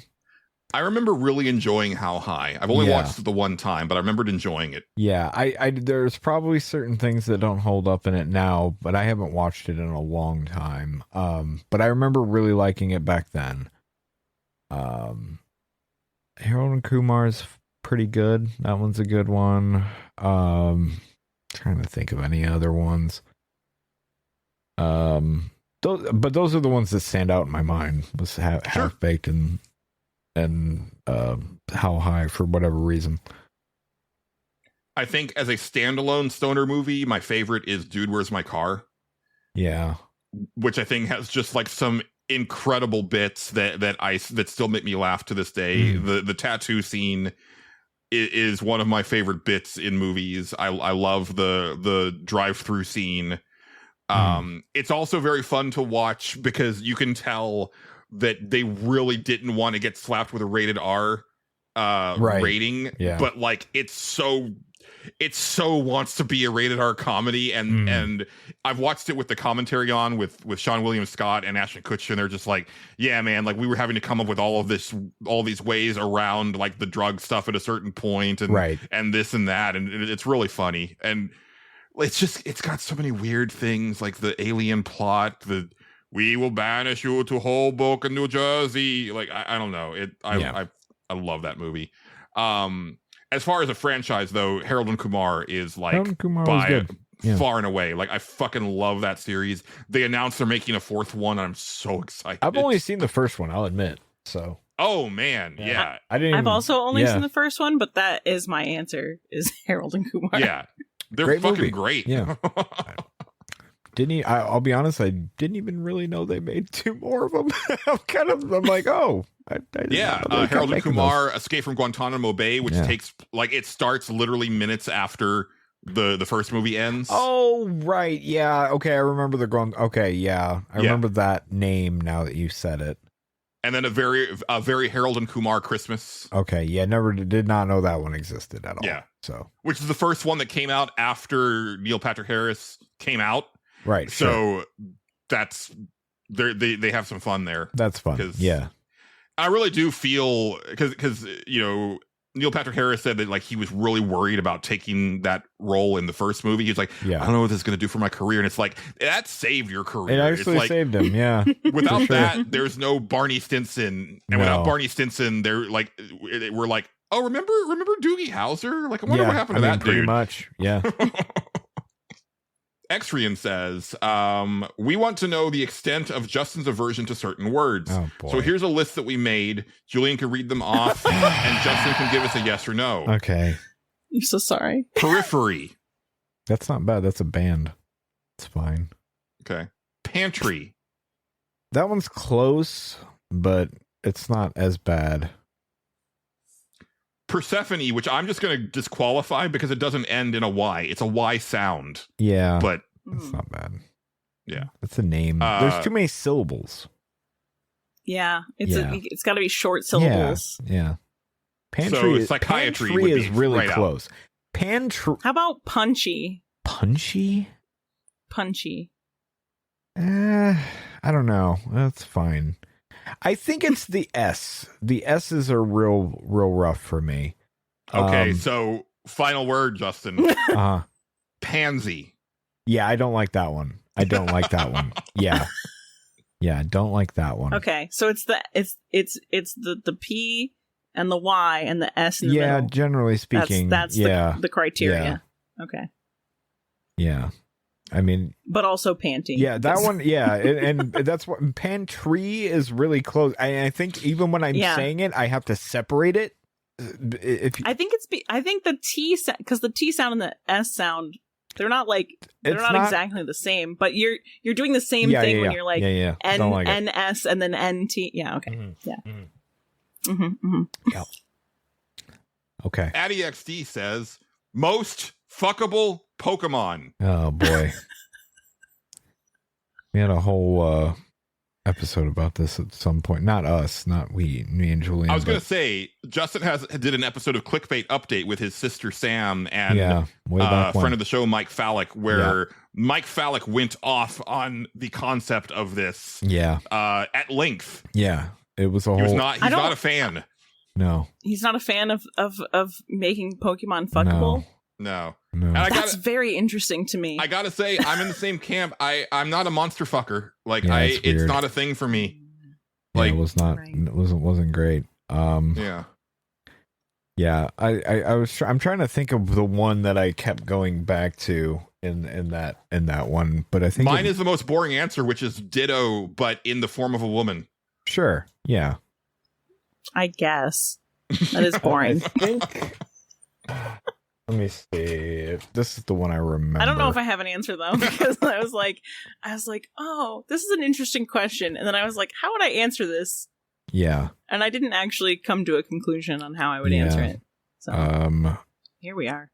Probably Blastoise. Actually, no, it's definitely Blastoise. Right. Yeah. Okay. The water cannon, right? Just you got that good. Yeah. Yeah. Big man Blastoise. Yeah. I guess if I have. No, excuse me. I guess if I have to pick, I guess it's Gardevoir or whatever the hell, however you pronounce that. Yeah. Did you search for most fuckable Pokemon? Justin? No, I didn't. I remembered the name. That is the mainstream answer of most. Fuckable Pokemon. Yeah. That's it's the one I remember because I remember picking it, finding them in Sword and Shield and being like, why is the Pokemon randomly human-like and slightly attractive? It's really off-putting. There's more than this too, and I can't remember exactly what the other ones were. But I remember just assembling a team of like, why are these Pokemon attractive? It's fucking weird. Why are we doing this? And that was my team of off-puttingly attractive female Pokemon. I just need Mike Fallick to know that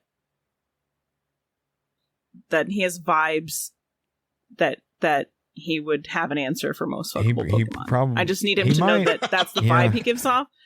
Even if he hates if he hates this line of questioning as a concept, I just need him to know that he has the type of personality that would have an answer to this question. So I'm sorry. He has an answer to most questions. So yeah, that's fair. That's fair. That's true. Yeah. Casey says, pick 2 companies or franchises to do a versus fighting game. Which do you pick and who develops it? A versus fighting game? Yeah. Like a Marvel versus Capcom or something along those lines. Okay. Sega. I've got mine locked in, so I can go. Go ahead. It's a basic answer, but I think it has to be done, and it's a crime that it hasn't been done. It's Street Fighter versus Mortal Kombat, and I would have Arc System Works do it. Yeah, that'd be cool. Because I would love to see anybody but Neversoft make a Mortal Kombat game. And it's like, yo, what if these Mortal Kombat characters actually animated well and played competently? I would love to see that. It would make me happy. Yeah. Have they ever done a Marvel versus DC fighting game? I know they did like the comic crossover the one time at some point. Yeah, so Marvel and DC had actually been pretty incommunicado for a really long time. Yeah. This year, I think it's this year, they're reprinting a bunch of the crossovers in omnibus form. Okay, yeah. With the potential of doing new crossovers in the future. Sure. Because it's been like, I think almost 20 years since the last time they did it. I think I think that would be cool. Yeah. If you could make a fighting game like that, I think that would be really neat. Kind of a basic answer, but yeah, that would be really, really dope. God, other than that though, not really 100% sure. I was trying to pit Capcom up against somebody, but like, I don't know. Capcom has a lot of characters, and I don't know who else would really go with that. You and I both just want the Capcom I just fighting want game where Capcom it's to just make Capcom it characters. versus themselves. Yeah, it'd be great. That'd be perfect. Yeah. That's all I need. Made by Sega. Yeah, why not? Have a Sega versus Nintendo game, and then have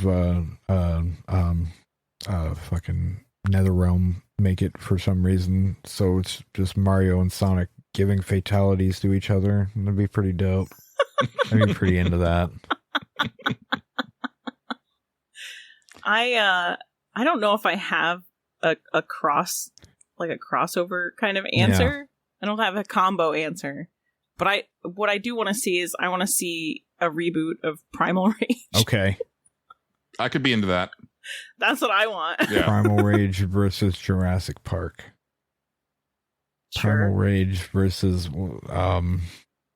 You could make it really wacky and Yeah. do it versus like people. you could. You could do Primal Rage versus WWE. That's That'd be actually fun. what Primal That'd be Rage fun. 2 was going to be, was like people that turn into dinosaurs. Yeah, I think I recall. like that. Animorphs. A little bit, yeah. Yeah. All right. But they could go, but their human form was also large enough to fight the dinosaurs. Uh-huh.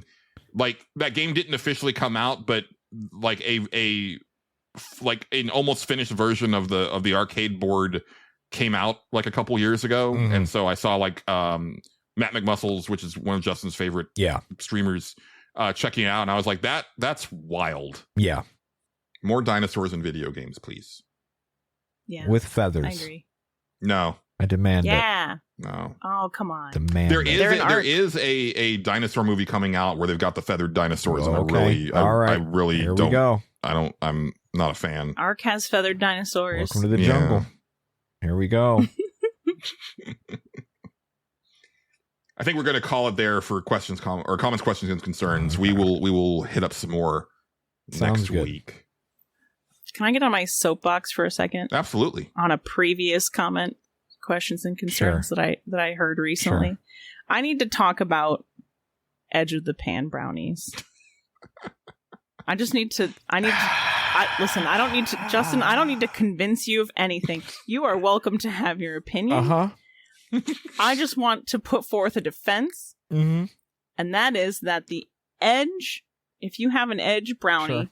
you have the full spectrum of experience texturally of that experience. And I know that you said that it's basically a chocolate cake, and I take issue with that. Okay, all 'Cause right. it is Hold not. on. Before It's not you the same. continue. Before you can even continue. Okay.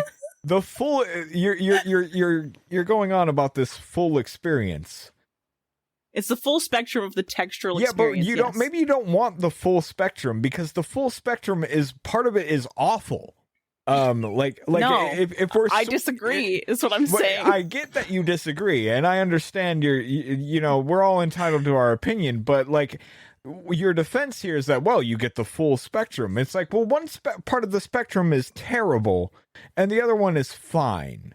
You know? But you said that you like cookies. Like the edge Yeah, of because the the cookie brownie is is supposed to basically be that cookie. way. It's a consistent texture. It's Not- like so having an edge piece Mhm. brownie is basically like having some It's wrong. cake and It's- having it's- some it's cookie wrong and on you're every having it all as fundamental the level. same experience. It is wrong because it's just like, oh, we didn't know what to do with we needed they need to invent a pan that specifically makes brownies without the fucking edge because the edge is terrible. Like, it's just like, well, we have this is the only way we can make it fit in this shape, so we have to have the edge. It's okay. Take like a brownie that is pre-made that you buy in like a little like prepackaged thing, like a cosmic brownie, Mhm. right? No edge Mhm. pieces in a cosmic brownie. You know why? Because they're garbage. It's one consistent texture. That's what we're talking about here. That's a fucking brownie. Everything else is wrong. It's a mistake. You cut that part off and you don't talk Listen, about it. Here's Okay, but here's the problem. A cosmic brownie is barely a brownie. I mean, it's pretty good though. I want a cosmic brownie now. Barely I'm not gonna lie. They're pretty classifies good. as a brownie. I will say, I love a cosmic They're brownie. good. I don't know if I would classify it as a brownie. What 'cause it's do you not- what do you mean, even it classify is- as a brownie anymore? You know what I mean? What do we even what's even a brownie? Is it just a weird chocolate cake? I'll accept that, you know. It's something. It's the thing about a brownie is that it lives between the world. It lives between cake and cookie. That's the whole point What's of the the brownie address is that between there? it's got one leg in each world. It straddles the line. Is that what you're talking It about? straddles the line between cake and cookie. That's why it's a completely different thing. So there's like, if you make a cake that has brownie as a component in Okay. it, that brownie is going to be it's way denser. Yeah, no, than cake. that's fair. It's got way more fat and That's oil fair. in it. It's a completely different texture. It's way more fudgy. Even in the centerpiece is fudgy, cakey. Sure, hmm So it's got cakey, but it's also fudgy. sure. Once you get toward the edge, you've got chewy, and then you've got crunchy and crispy. You've got the whole spectrum of experience in that edge piece. Yeah, but again, the that's whole my- spectrum. Which one of them is bad? So you know. And that if that's how you feel about it, that's fine. I'll take all of the That's edge fine. pieces, and you can just have the Oh, center of the oh, pan. absolutely. Because I'll tell you, 100%. that's the only way. That's the only way to make all center of the pan brownies is if somebody's eating all the edge pieces. Yeah. Because they make pans explicitly to make all of the pieces edge pieces, but you can't make a pan that's no what edge pieces. Monster? What monster created that? Think Geek when they were around. That's awful. That's fucking awful. They make. Have you ever had brownie brittle? No, that it snack? sounds terrible though. It's all Oh, it's all just God. crispy brownie. Oh, It's just crispy brownie, like it's weird. crack- it's like not a crackers, hard it's like cake. crisps. What are we doing? It's but so that's like weird. a cookie. Yeah, I know. I Like, get it. It's essentially a cookie. Yeah, I don't know. I don't like it. I don't like it. I don't like it. I also don't like soft cookies. I like chewy cookies that have a crispy edge. Yeah, we're gonna have to agree to At the- disagree. That's At my just- work conference last week, they had refreshments and they served some cookies, and they were the hardest cookies I've ever had. Yeah, And I was like, this is like cutting up my mouth. I don't understand It's how this could be terrible. made. See, sounds awful. and here's the thing. This is the difference, right? So I don't want a cookie that's crunchy. Okay. I want a cookie that's crispy.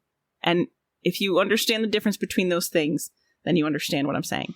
Because crispy is like only the exterior, only the outer edge has a little bit of like tension, and there's like a little bit of a sound that it will make, but it's not going to break your teeth. Like it's not going to be, it's not shattering in your mouth. Mhm. Basically. My middle school served chocolate chip cookies, and they would vary in quality depending on, I guess, who was making them that day. But every once in a while, there would be this batch of cookies that would come out where it was like crispy just on the very edge, and then the middle was like so soft that it was almost like it wasn't done. Yeah. And that was the Yeah. best. That's like good. they would be like wet. Yeah. Like if you put it down on a paper towel, like it would get wet in And the at middle. and at that point, you just throw the edge out and just eat the middle. It's fine. No, Yeah. it's the whole experience. But and then the follow-up question was, do you prefer cake or cookie? I would choose cake more often than I would choose cookie. So I'm just doing this so I can throw as many like weird data points into 60s analysis of this topic as possible. But it is my true feelings. That's fair. Your feelings are valid. I'm not saying you're wrong. I'm just saying I will never understand edge brownies. And Listen, here's the thing though. Every center of the pan brownie person needs an edge of the pan brownie person. I mean, that's we fair. go together. Or you just throw it in the trash because We live that's in where harmony. it belongs. But whatever. To each their own. I just like to wait as long as possible before I eat my edge brownie. That's how I roll. Look, I was really good. No, it was good. How many It was times did good. we say edge in the last It 10 was minutes? good. And I It was held good. my tongue. It Don't was eat good. it yet. You were waiting. Don't eat it yet. Don't eat it yet. Don't eat it yet. I think that's a show, Justin. I think that's a show, Julian. Yeah, that's immediately what I thought after that joke happened. But yeah. Oh, I'm glad that I can still like rattle off something that just causes despair in Justin Ham. Yeah. And just wants him to like question like even doing this show anymore. Yeah. Well, it's been a bit. It's fun. Yes. Addie, thank you so much for joining us again. It's been a delight. Thank you for having me. It's always a fun time. Yes. We'll try to have you on sooner next time than almost a goddamn year. Yeah. I'll definitely put your socials in the show notes. But we'll definitely let people know what you're up to. And why I can't put the direct link in our show notes. Yeah. No, this is your chance to. Here's your chance. My bad. You're Sorry. fine. So most places I am Addie Mantium, AddieMantium. And in my spicy content, you can find at OnlyFans. Yes. AddieXD. That's where I'm at there. Yes. And as I said, I will have her socials in the comments, and then from that profile you can find the spicy stuff if you were so inclined. And you should be inclined. And also join our Discord, and you can Addie's in there relatively often, so you can get at her there and tell her how much you enjoyed her on the show and whatnot. And there's also a bunch of fun, cool people in the Discord that are always talking about stuff and things. Yep. It's a great community. It is. I'm really enjoying it. As someone who does not like Discord, it's been enjoyable. Justin, I don't. You're just not really up to much right now. Yeah. Who cares? Yeah, just move on. It's fine. You can find me on Blue Sky. Just search for Julian Titus. You can find the show on Twitter at Stage Select Pod. Thanks as always to the wonderful Megan McDuffie for our theme song and interstitial tracks. Thanks to friend of the show John Gholson for being our announcer and providing us with our logo and artwork. But that's going to do it for this edition of the Stage Select. I've been Julian Titus. He's been Justin Ham. Very special thanks to Addie. We've been the Stage Select, signing off. Uh-huh.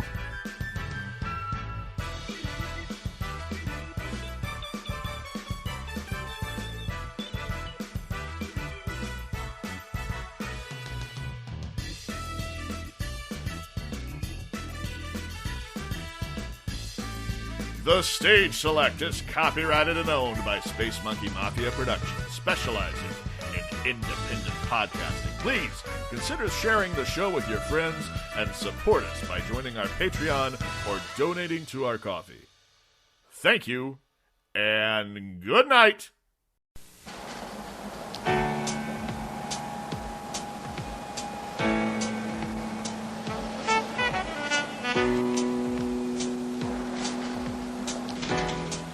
Well, I guess that's all locked up tight now, as it should be.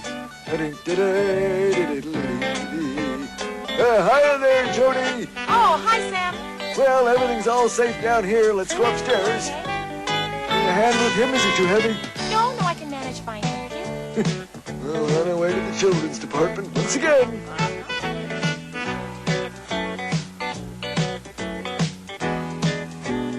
Okay, it's clear. The customers have all gone home now.